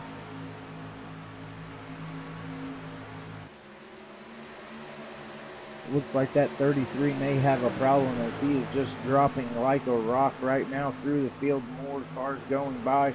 Cars slow on the outside there. Little bit of mayhem going on as there is now a battle for the lead up here. The 49 has walked down the 48 of Chris Medford. The 5 of Brandon Hartwell tagged along for the ride, but with that 49 has also caught these two. Gonna try to make it a three-car battle for the lead here. Working lap 86 of 140 for the Richard Petty Experience 140. Charlotte Motor Speedway for Next Gen Racing's High Country Trucking Series, brought to you by Next Gen. In the wall is the 48. The 49 and the 5 go around him. The 48's definitely going to have damage from that hard lick onto the outside wall off of turn 4. Your new leader, the 49 of Troy Radford, followed by the 5 of Brandon Hartwell. Going to be interesting to see how long Chris Medford keeps that truck out there before he decides to bring it down pit road and fix some of that damage. 99 of Eric Blunt going to close in on him very rapidly as he's still battling Donnie Stobbs, as well as the 82 of Tyler Hilton. Brian Maskell Jr. was with this battle, but he's actually fallen even further back. Big gap back to him for 7th position. 8 of Brian Kaufman right there with 33 of Brian Scale Jr. In ninth place, the 86 of Travis Arthur. Haven't spoke very much about him this evening. The 10th place car, the 7th. Three-way battle going into the turn. Sorry, looking at the timing screen there. Caught me off guard just a little bit. John Jenkins in the 7, slotted into 10th place. No battle for your leaders. Troy Radford has opened up over a half a second lead over the 5 of Brandon Hartwell. Chris Medford, there you see this battle brewing now between the 48, the 66, and the 82 of Tyler Hilton. The 99 of Eric Blunt right there following them as well as they work their way down into turns 3 and 4 here.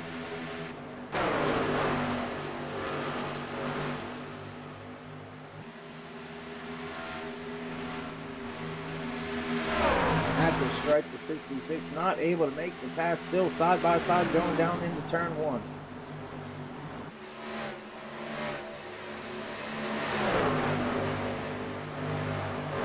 As we pick them up down the backstretch, the 82 utilizing that bottom lane, getting a run now on the 66, able to get by that 48.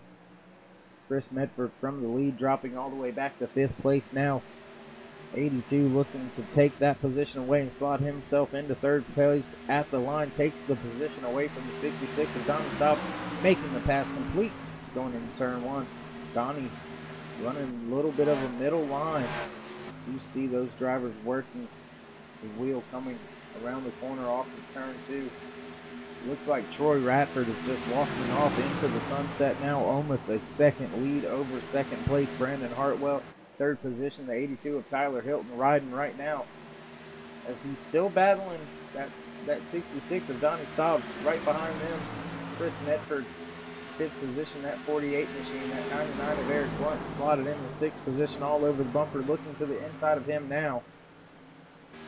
Working their way off of turn 2. Eric Blunt trying to take that 5th position away. Not wanting to say top 10 at Charlotte Motor Speedway, but wanting to say a top 5. Looks like he's going to be able to get the job done. Close racing off of turn 4. Position taken by the 99 at the line. Eric Blunt now slotted in 5th position, looking back through the field for little bits of battles. Looks like back here, I don't like that camera. Gonna have to get rid of that one. Close battle between Trenton Drum and the 31 of Donald Bennett on the outside there of Trenton, the 12. Working the bottom still.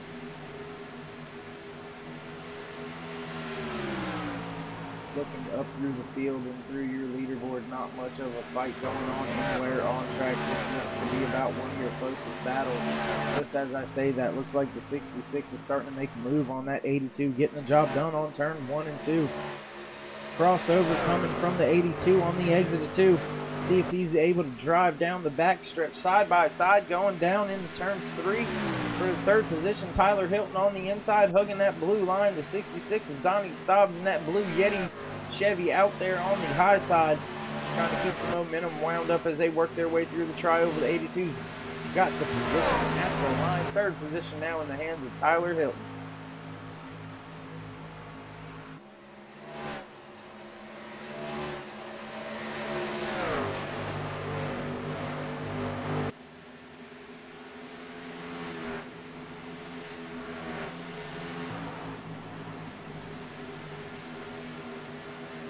Once again, nothing going on with your leader, Troy Radford.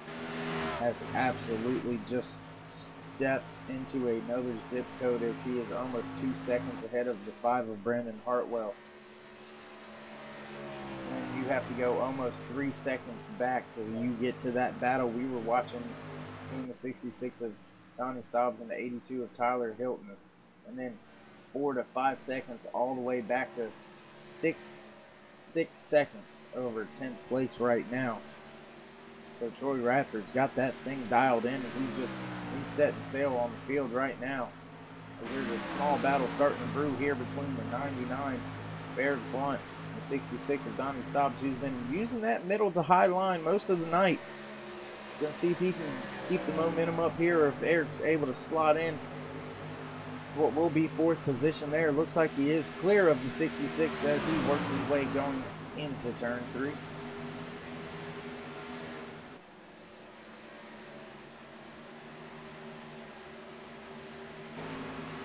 you watch this battle unfold for 4th position between the 99 of Eric Blunt and the 66 of Donnie Stobbs. Don is just not wanting to quite give that position up just yet.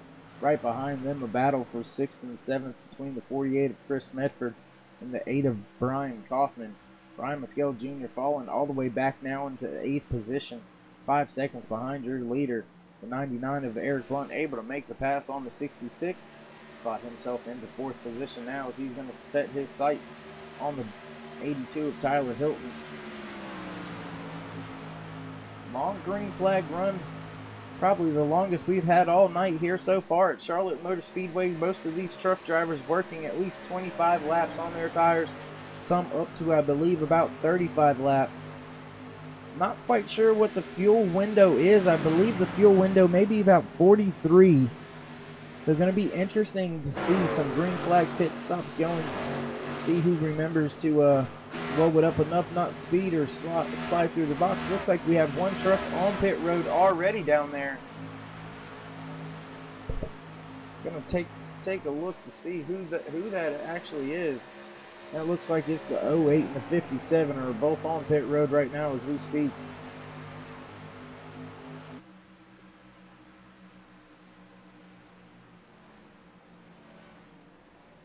As we have about 41 laps left here to go on this 1.5 mile racetrack, Charlotte Motor Speedway. Brandon Hartwell sideways on entry there. Going to be interesting to see what happened with that with him. Oh my goodness, big moment for him. Your leader still Troy Radford out there out front. Tyler Hilton still slotted in the 2nd position. 3rd position now Eric Blunt. 33 of Brian Mescal Jr. in 4th position, and 5th Chris Medford in the 48. Going to be keeping an eye back there on Brandon Hartwell to see what happened with him.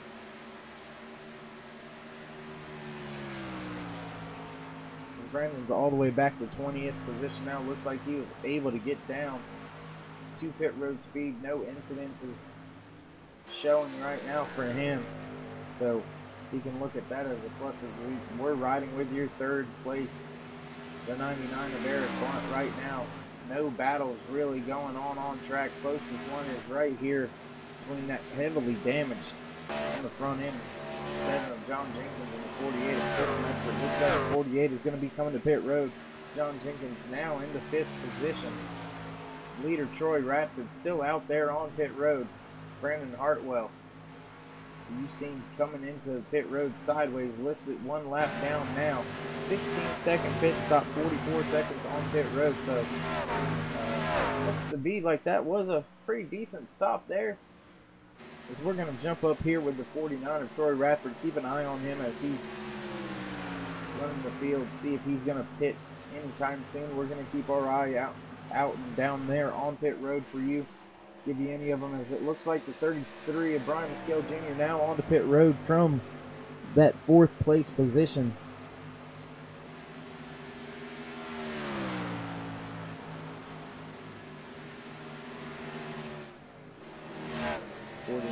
Troy Radford electing to stay out yet another lap. 30 laps into this green flag run here now at Charlotte Motor Speedway as we have yet another car on pit road. Troy's still staying out. Looks like Brandon Hartwell, not sure what's going on. Looks like he may have got a too fast entering. Looks like he's back down on pit road. Right now we're going to keep our eye on Brian Mescal Jr., who's now listed 1 lap down, back in 16th position.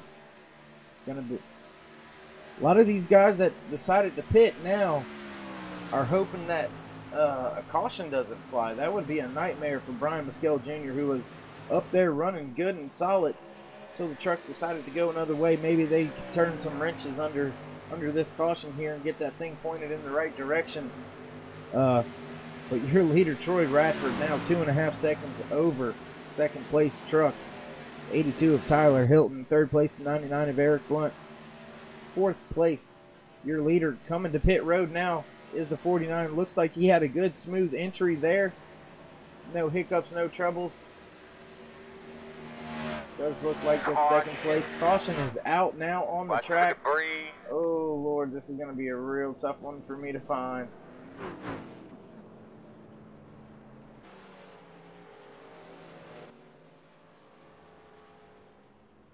The 98. Looks like the 98 was involved with that. We're going to go back, double check that one.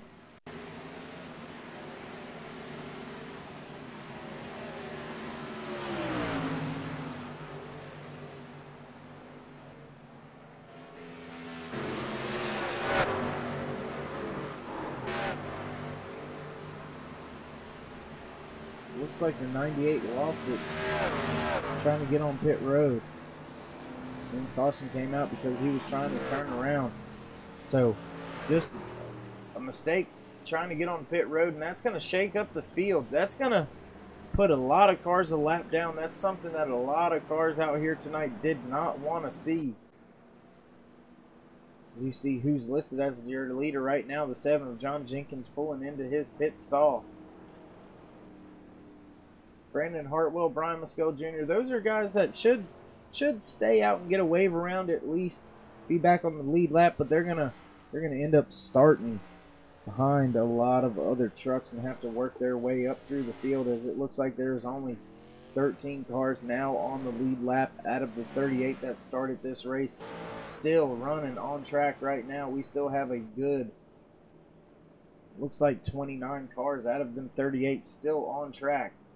Your leader, Troy Radford, who was, I guess, the luckiest of them all with the way that caution fell and came out, as he was on pit road, coming off of pit road when that caution flew, so not quite going a lap down, not really losing too many positions, but he's listed once again as your leader, as the 7 of John Jenkins was your leader until he decided to pit. John now slotted in. Looks like he's going to end up being listed somewhere around 5th or 6th, I believe.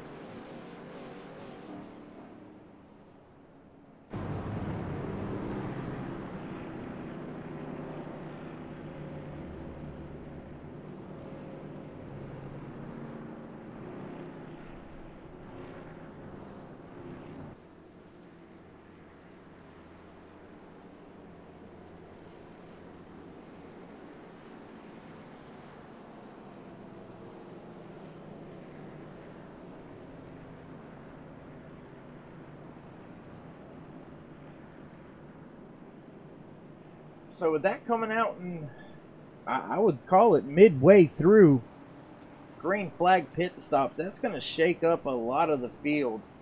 So it's going to be interesting to see what happens here, see the confusion there between the 99 and the 7 of Eric Blunt. I mean, the 99 of Eric Blunt and the 7 of John Jenkins.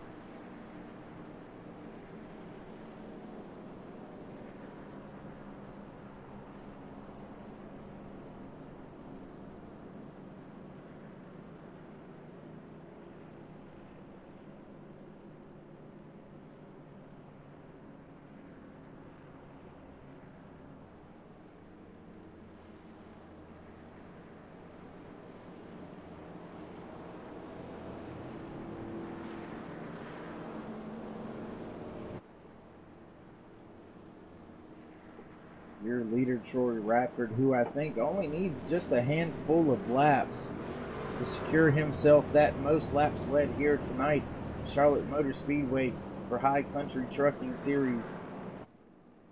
Richard Petty Experience 140, brought to you by NextGenRacing and broadcast to you by NextGenRacing Productions across Twitch and YouTube. I want to thank everybody out there tonight. Jags, thanks for the feedback right now. I appreciate that. Looks like the reason my volume was a little low may be involving the TeamSpeak, so my broadcast partner can hear me. Me having to utilize that push to talk button, maybe that caused some of the volume inconsistencies. But bugs have worked out. Now we'll check into it for next time we have somebody up partnered in the booth with us. We're working lap 110 out of 140 here at Charlotte Motor Speedway. Your leader still the 49 pace car. Lights are out. Field will start to double up as you see the 99 of Eric Blunt working his way to his starting spot. The 7 John Jenkins, heavily damaged on the front end. but still running up there in the top 3. Looks like, I'm going to take a look back through the field here.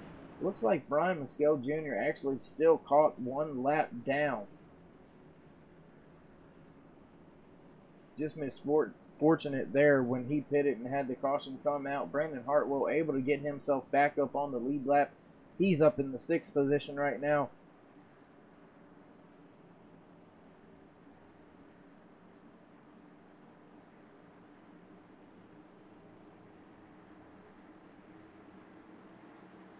Pace car's going to make that left-hand turn one more time.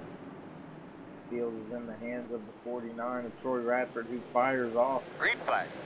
Gets a jump on that 99 of Eric Blunt, who's side by side with the 7 of John Jenkins, working their way through the tri-oval down into turn 1 now. Still side by side is John Jenkins on the bottom line with the 99 of Eric Blunt just to his outside. Truck and a half between them as they work their way off of turn 2.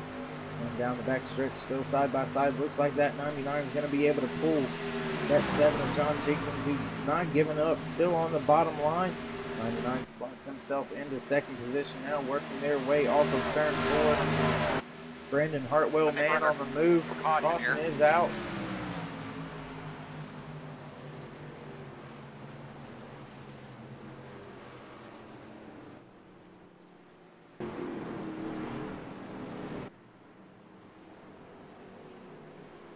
I seen it for a split second and then I lost it.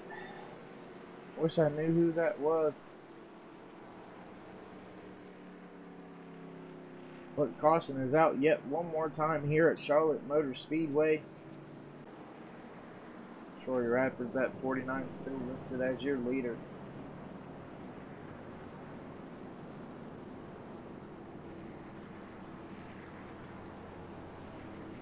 Not sure if anybody's going to elect to pit, as we've only got 5 laps on these tires here since that restart. So going to be interesting to see if anybody decides to come down pit road.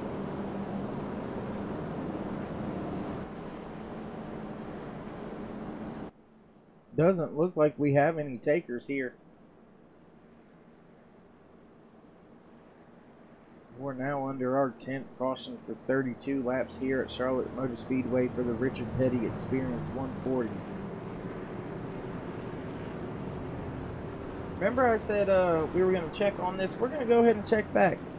Looks like the air temperature has dropped 2 degrees, but the track temp only dropping 1 degree. It's very interesting. Would figure it would drop a little bit more, as we're now in full-on nighttime here at Charlotte Motor Speedway. Working lap 113 out of 140.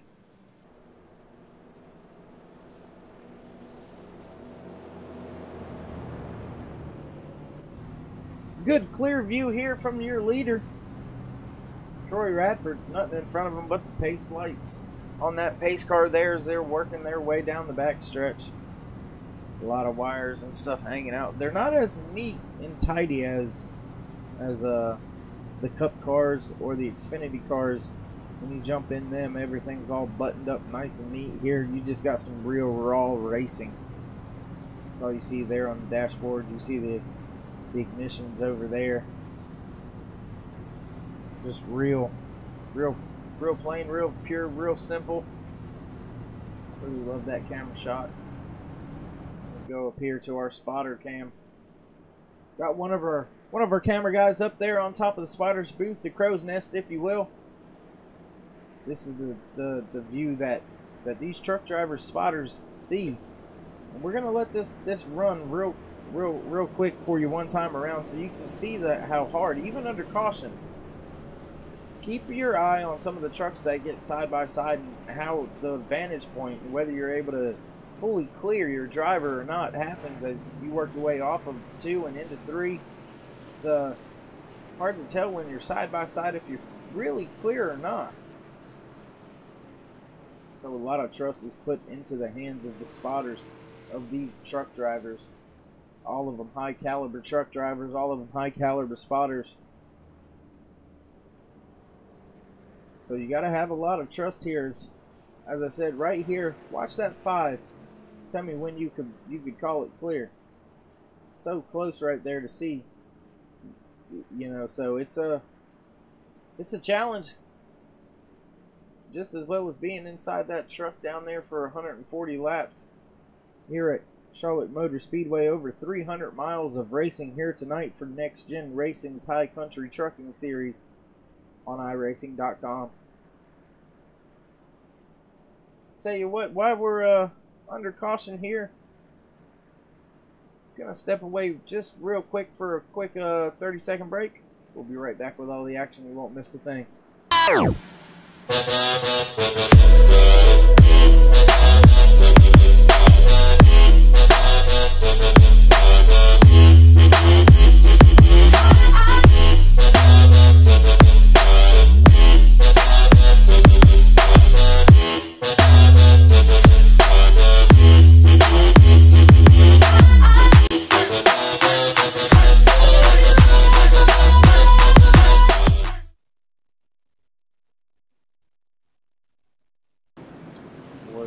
Back at Charlotte Motor Speedway, haven't missed a thing.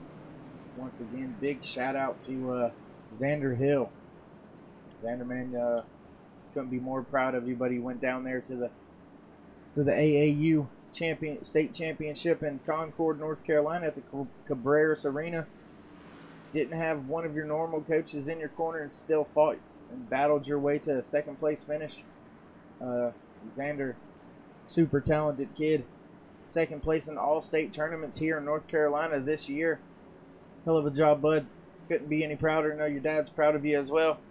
Big shout out to you. See you at practice soon, man. We're working lap 115 here of 140 for Next Gen's Racing High Country Trucking Series. Richard Petty, Experience 140. Cars working their way through 3 and 4. Pace car is going to drop off any second now. Field in the hands of your leader, the 49, who's getting a little bit of a shove right now already by the 7 of John Jenkins. Green flag. Troy Radford fires off, gets a good jump on the field. The 7 of John Jenkins side by side with the 99 of Eric Blunt, who has his mirror full of the 5 of Brandon Hartwell. Almost 3 wide for second, third, and fourth now. Battling back here behind your leader, Troy Radford. See if these guys get this settled out anytime soon. Looks like Jason Edmonston in the 71 making his presence felt for the first time up inside the top 5 here tonight at Charlotte Motor Speedway, working themselves off of turn 4, coming to the line to take lap 117. Your leader now almost a half a second lead over the field already. In second position, Eric Blunt with his hands full of the 5 of Brandon Hartwell, who has the 7 of John Jenkins lurking in the background between, just behind them. The 12 of Trent Drum battling with the 71 in the 82. Looks like the 82 able to get by. Big moves going on right back there, a little bit further in the pack. We're gonna stay with this little battle here between the 43 of Craig Learman. And it looks like the 71 of Jason Edmonston battling there for 6th and 7th position on track.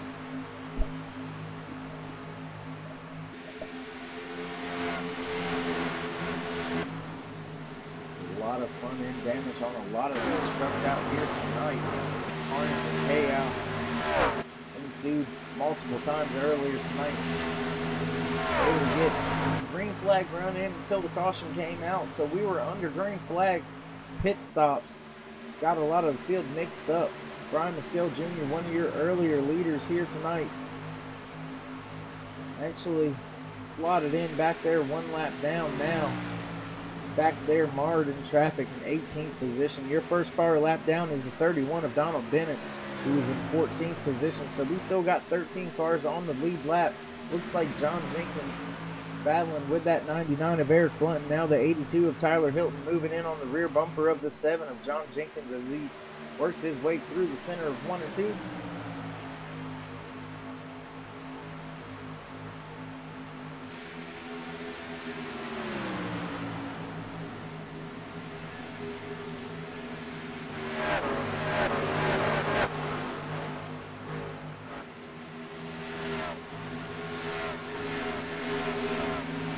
Looks like the 71 of Jason Edmonston trying to make a move to get the position on the 48 of Chris Medford. Take away that 8th position, Trent Drum, just in front of them.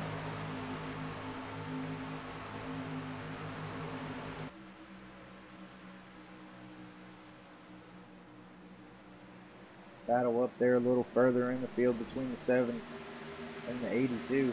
Tyler Hilton taking the position away from the 7 of John Jenkins. Looks like somebody blew up or crashed. No caution though, so must not be of any danger or interference. There you see, looks like the truck must have blew up down there on the apron. Caution is out now.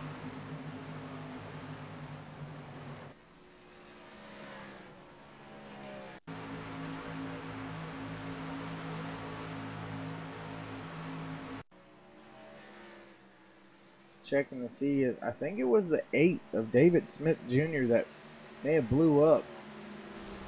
Yes, that's who it was. Blew up on track. Fluids coming out. Caution has to be called. Get the track cleaned up. So, David Smith Jr. involved in something earlier. Now that engine just finally gave up. We're back up front here with your leader, Troy Radford, in the 49, waiting on the pace car to go by. 5 of Brandon Hartwell slotted in the second position. The 99 of Eric Blunt, followed by the 82 of Tyler Hilton. 7 of John Jenkins, still up inside the top 5 with a pretty damaged truck. A lot of damage on the front end of John Jenkins' vehicle tonight. We're going to see if any of the leaders come down pit road this time. Because there's about 15 laps or so on the tires. I would imagine most of them do make a pit stop here.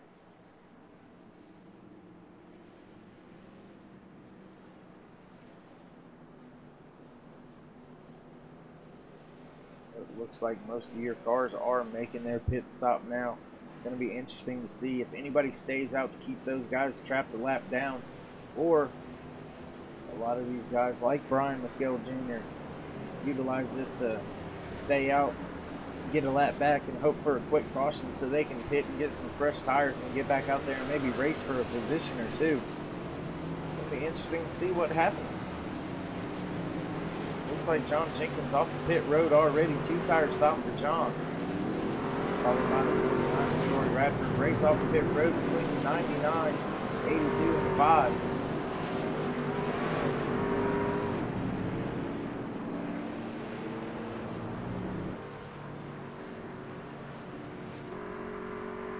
Oops, wrong cameras. Wrong cameras. What are you doing?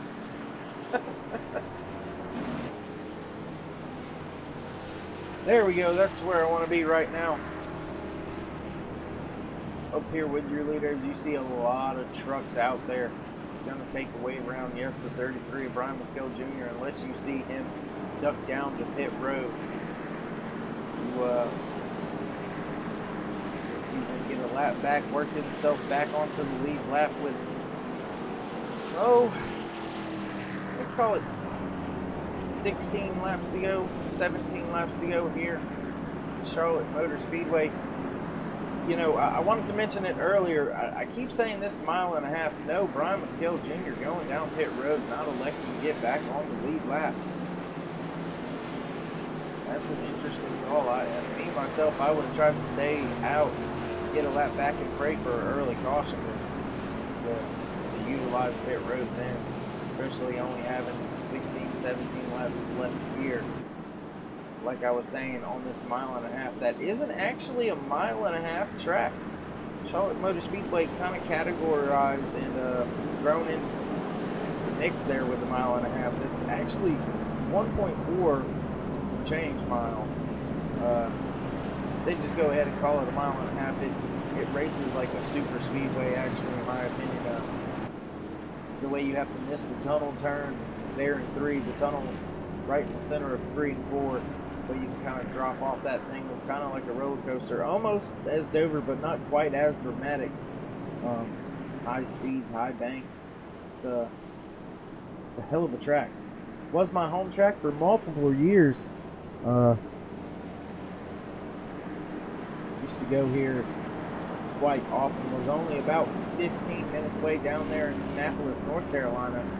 So There's not very many races over the past 7 years that I have not been a part of at Charlotte Motor Speedway.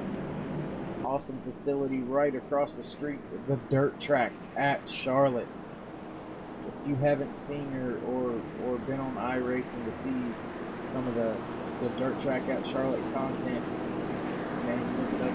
It is phenomenal. If you have a chance to go, I definitely say you need to do it. Pace car lights are off. Doubling up back green flag racing, and we'll take lap 127 when we come back. Take the green flag once again here. Richard Petty Experience 140.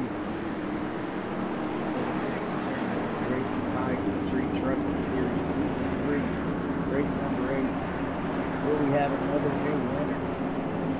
Or will one of the guys that have already won win again? Somehow, that 96 of Alan Westman and that 7 of John Jenkins. Both drivers, the only 2 drivers so far this season to win 2 times this season, slotted in first and second position. They always seem to find their way up to the front when it comes money time, so to speak.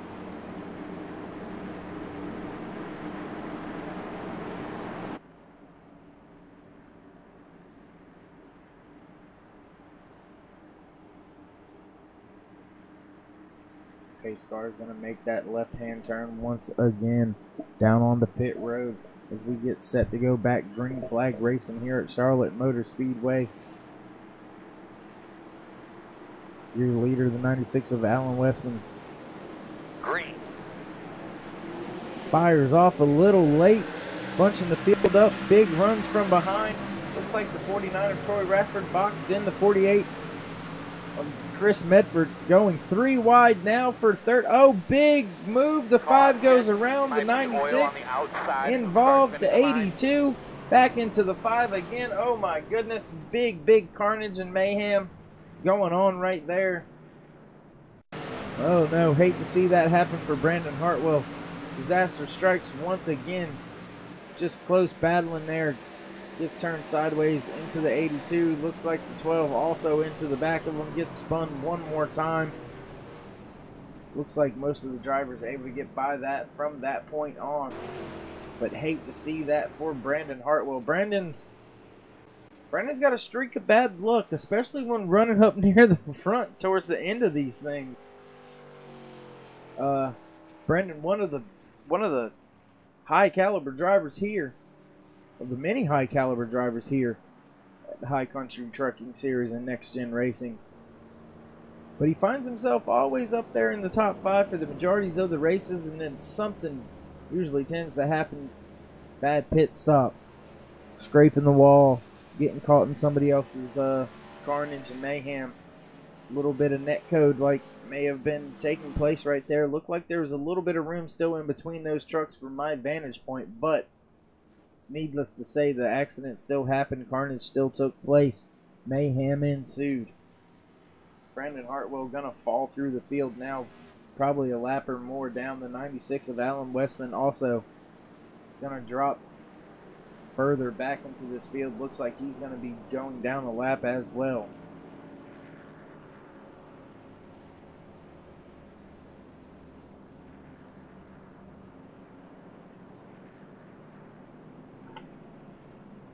And see, this is what I meant if I was Brian Mescal Jr. See, he would have been back on the lead lap now. Caution would have came out. He could have pitted, had fresh tires, and yeah, he's going to start back there somewhere around 13th position or so. But at least you're back on the lead lap, fresh tires, and you can try to go after it with 11 or 12 laps to go here at Charlotte Motor Speedway tonight for the High Country Trucking Series Season 3, race number 8. As we stand right now, the only one that has a shot to win this thing that has won so far this season is that 7 of John Jenkins. If he does, he's going to put a stamp on the season with his 3rd win so far. So that's that would be a heck of a feat. 3 wins within 8 races. That would be awesome for John. John's one of those competitors. You heard my colleague Travis Smith earlier state, you know, if that truck is running, you better keep an eye out for him, because you still see front end of that truck beat up, damaged. Definitely some rubber mallets and sledgehammers used on the front end of that thing of John Jenkins, but he still has that thing slotted in first position right now, as we're going to take lap 130 of 140 here. 11 laps to go for the Richard Petty Experience 140. Interesting to see what's going to happen here.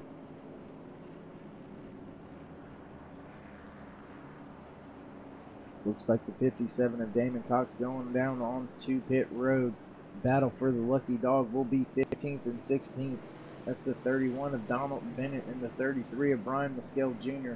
Those two trucks will be the ones battling out for a lucky dog, as we're going to have probably 9 laps to go when we go back green flag racing. So if there's not a really quick caution, that lucky dog position may not come into factor or play, because you won't have enough laps to do anything with it anyway if something does happen from that point on. So it looks like Brian Mescal Jr. not going to be able to get much better than about maybe 14th, unless something catastrophic ensues here on this restart up in the front. Between your leaders, the 7 of John Jenkins, the 49 of Troy Radford, who has just been on an absolute tear and on a rail out there this evening, leading most of the race here tonight at Charlotte Motor Speedway. 48 of Chris Medford, also one of those drivers who's been up front, battling it out with a handful of other guys, such as Troy Radford and Brandon Hartwell, who's had a rough go here in the last couple laps and no longer in contention up there.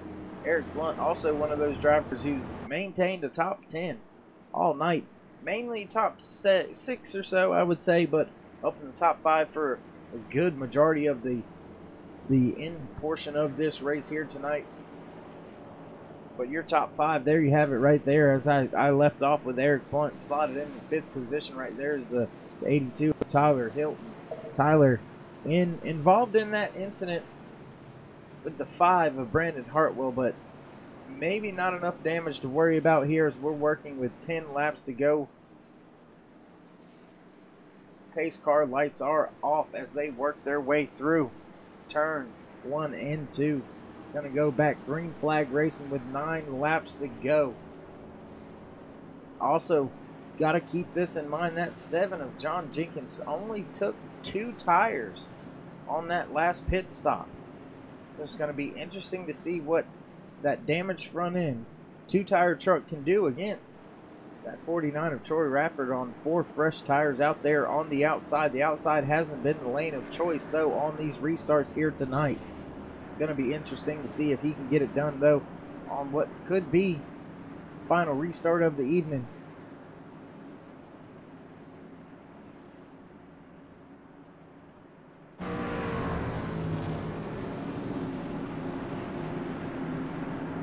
Pace car making that left-hand turn again as the field's in the hands of the 7-year leader, John Jenkins. Pace car is off. John in the restart zone hits the throttle and he's off. Good jump on the field. John Jenkins now 2 or 3 trucks battling it out. Second position, the 49 of Troy Radford side by side with the 48 of Chris Medford. Chris Medford slotting in second position now. The 99 of Eric Blunt. Close quarters racing for third position now with the 49. They're running back down that 7 machine of John Jenkins. The 49 stuck out there on the outside as the 48 makes a move to the bottom now. 49 washes up the track just a little bit. The 48 all over the bumper of that 7 of John Jenkins. Close battle going on here for your lead side by side. The 48 now to the point. The 99 of Eric Blunt in third position. The 7 of John Jenkins all over the bumper of the 48 now. Coming down the back stretch with 8 laps to go. Big move to the inside is the 49 on the 99. 99 goes up the track. 49 takes that third position away. He sets his sight on the rear end of the 7 of John Jenkins. Big move by the 99. Not able to get there to get the crossover going down the front stretch. 48 still your leader now. This 49 looks to the outside on entry of the 7 of John Jenkins, who is closing back in now on your leader, the 48 of Chris Medford. Caution somewhere. Caution is out on the track. Looks like the 86 of Travis Arthur was involved with the 44. Just didn't know he was there. Looks like took Adam Novak for a ride right to the infield. The 86 hard into the outside wall. Going to end his night. Adam Novak also having a rough go at it tonight here. 32 laps down. But just down there on the inside minding his own business, and then whammo. You know, it happens sometimes. You think you're clear and you're not, and I can say it myself from being in the driver's seat many times that things like that do happen. You think you're clear, you don't think anybody's down there beneath you, and the only thing that lets you know they was the contact that comes across your screen. As we're on 6 laps to go here at Charlotte Motor Speedway.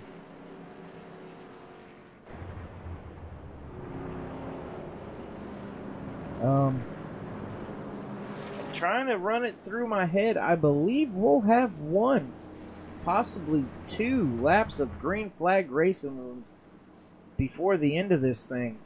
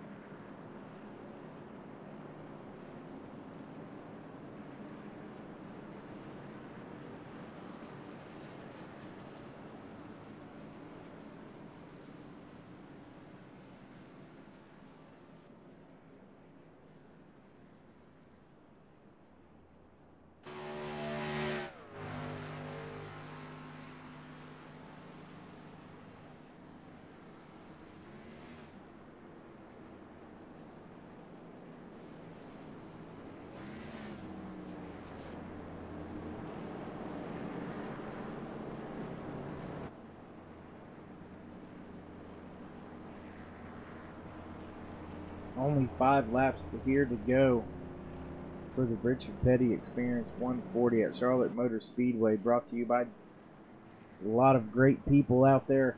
Shout out to Dale Earnhardt Chevrolet, once again, as always, who's been around, part of everything we've done.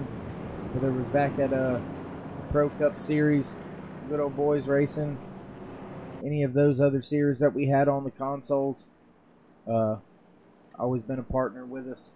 Want to give a shout out to probably the hardest working individual in this league, Jags Drennan. I hope I pronounced your last name correct. If I didn't, you can't smack me anyway from Canada. But Jags, she's the one that makes everything happen, gives you all the stats, all the logos, everything like that, pictures. Jags does a lot for us behind the scenes for us to be able to do these, and these click off like clockwork. So thank you, Jags. Appreciate everything you do for the league here at Next Gen Racing. All the information and feedback you give to Next Gen Racing Productions. Appreciate every bit of it. Your leader still, though, under caution here. 48 of Chris Medford, followed in second by Troy Radford in 49. Third position, the 7 of John Jenkins, followed by the 99 of Eric Blunt. In fifth position, you have the 43 of Craig Learman. Craig, haven't mentioned his name much all evening, up there in 5th position now. Back there in 6th, you have the 66 of Donnie Stops, followed by the 71 of Jason Edmonston. 8th position, 12 of Trent Drum, followed in 9th by the 5 of Brandon Hartwell. Rounding out your top 10 is the 53 of Darren. Up in the 11th position is 57 of Damon Cox, and 12th to 68 of Robert Camden. Having a good solid night out there is Newt. Back in 13th position, the 96 of Alan Westman, followed by the 01 of Gordon Larson, and 15th, the 82 of Tyler Hilton, and then 16th, 33 of Brian Mescal Jr., 17th, 13 of Victor Wagner, and 18th, the 45 of Douglas Wasaki, 19th, the 31 of Donald Bennett, in the top 20, 98 of Thomas Light.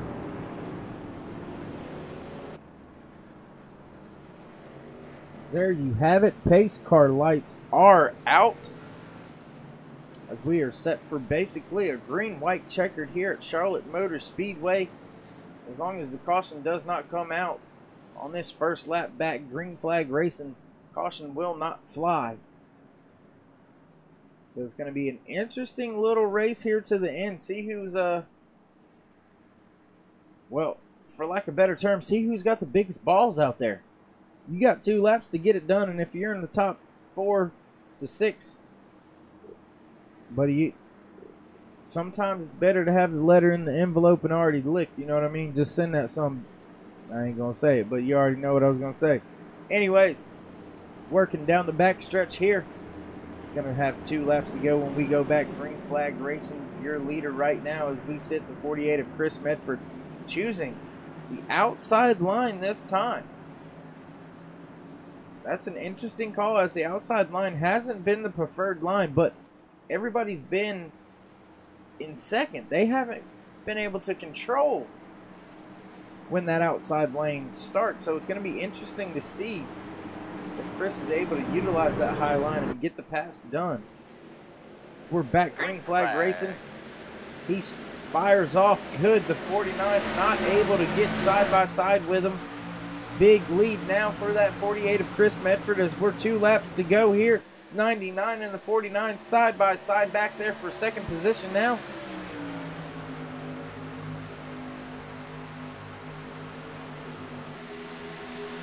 But your leader going into turn 3 now. The 48 of Chris Medford. 49 of Troy Radford able to slide into second position coming off of turn 4. Can he chase down that leader, the 48? White flag is out at Charlotte Motor Speedway for the High Country Trucking Series Season 3 race number 8.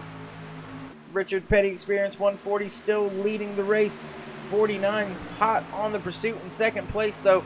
Chris Medford down the backstretch. 49 of Troy Radford catching up into turn 3. 3-car lead now as the 49 buries it into the corner, washing up the track now. 48 of Chris Medford to the line. Your race winner here tonight at Charlotte Motor Speedway, that 48 of Chris Medford. Heck of a job out there tonight for him, getting the job done here. First time winner at Next Gen Racing High Country Trucking Series. Congratulations and hats off there. Oh, some post-race activities between a couple of trucks. That's probably going to get looked at and call. I have a couple people called to the hauler, actually. So, we wanted to sit there and take a look at our winner, do his celebration. It looks like he's able to get that truck going. It's not damaged bad enough, so looks like he's able to get that thing pointed in the right direction, moving.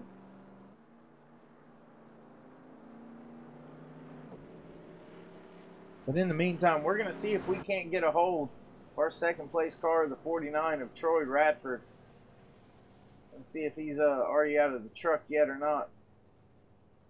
Not sure if Troy's already down there on pit road, if he's got out of the truck or not. But Troy, you got a copy? I do. How are you doing today? I'm doing good, but first off, heck of a race out there tonight. You definitely got the most laps led award here tonight at Charlotte Motor Speedway. Know you wish you could have got more done on the outside. Were you surprised you chose the outside line for that last restart?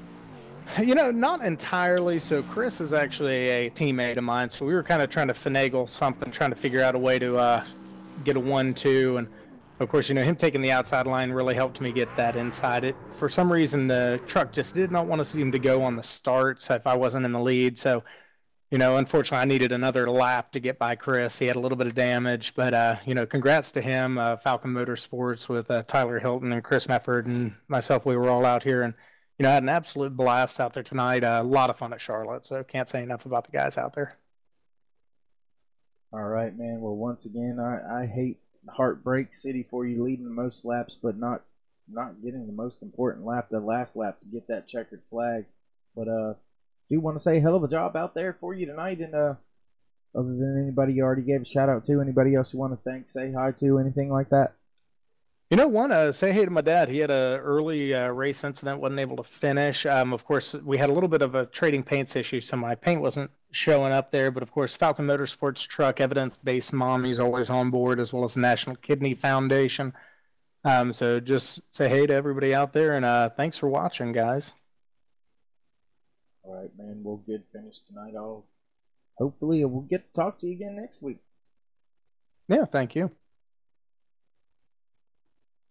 All right, there you have it. That was your second place finisher, second place finisher, the 49 of Troy Radford.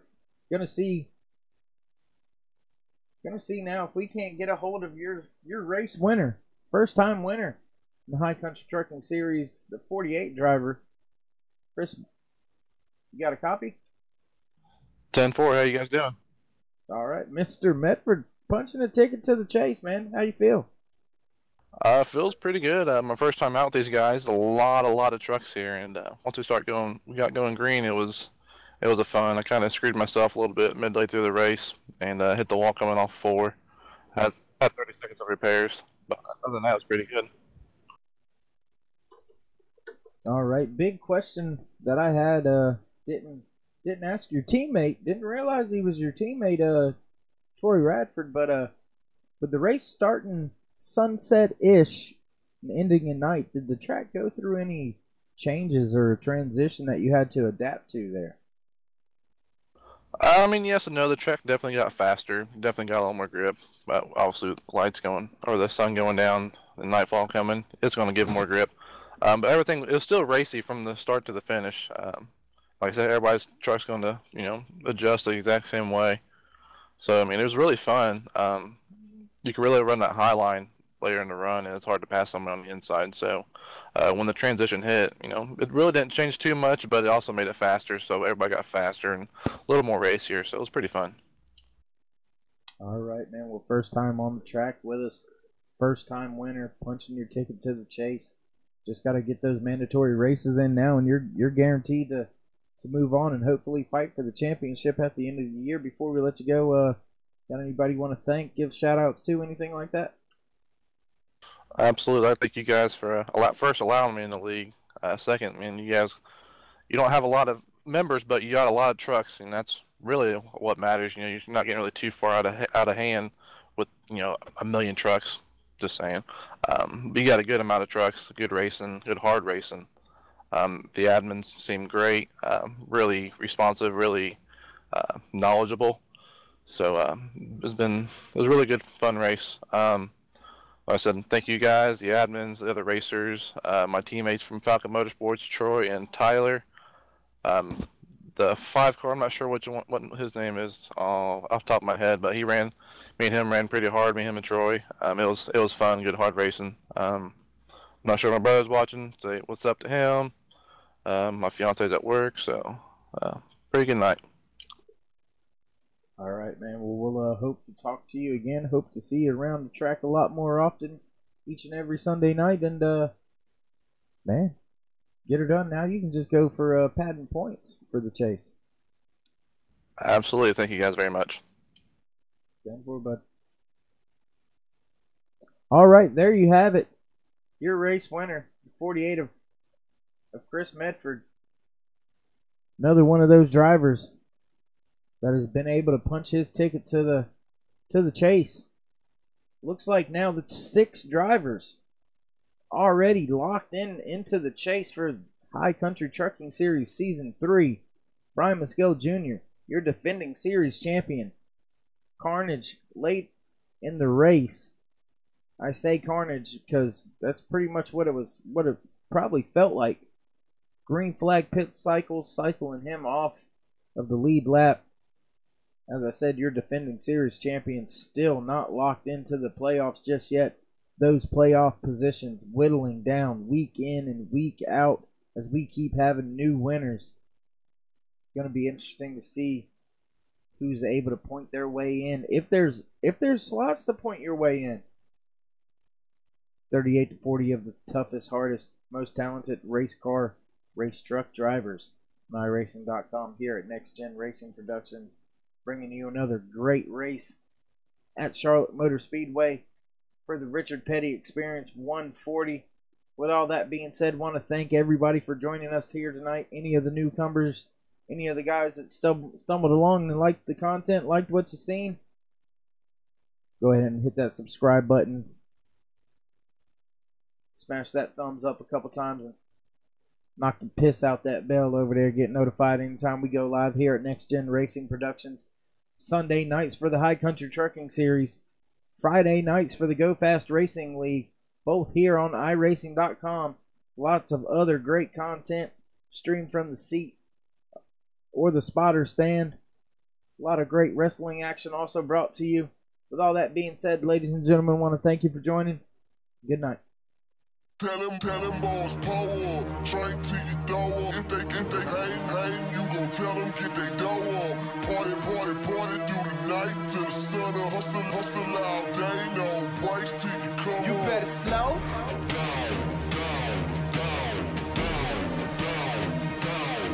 You better slow.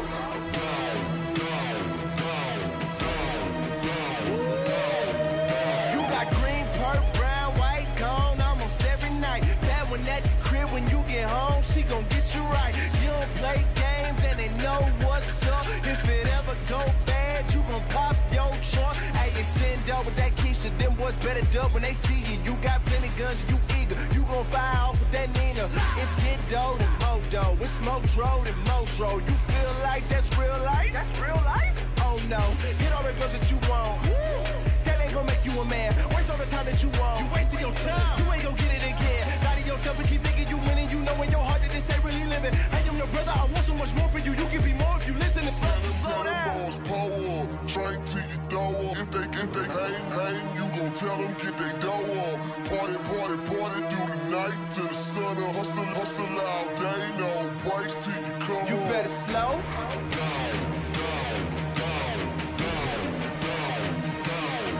You better slow. Might as well get right to the point, right? Look, you ain't really about that life. You ain't never been in no trap. You ain't never bust no strap. Bag no loud. You ain't never sold no crack. See, the only thing you poppin' is a bill. Homie, chill. Teardrop on your cheek, but we know that ain't real. Who you kill? Talk so hard, my dude, but we know it ain't true. I know that's fake. You claim you what? Hold up. Who initiated you? It's cool, I wait. See, I know real killers, real gangbangers, real drug dealers, and they ride around with that work and tell me they don't go to church cause they thugs feel me and they packing pistols in the back of vans. Seasoned shooters hold us out of rans, like to block up like Afghanistan. Them choppers like a Taliban, homie, understand when you playing with the flame that you bound to get hurt. Trying to be a bad boy, but the mess around and get smoked, but we know that you ain't down to get murked. Better slow down. Power, drink till you throw up. If they hang, you gon' tell them get they dough up. Party through the night till the sun up. Hustle all day, no breaks till you come up. You better slow.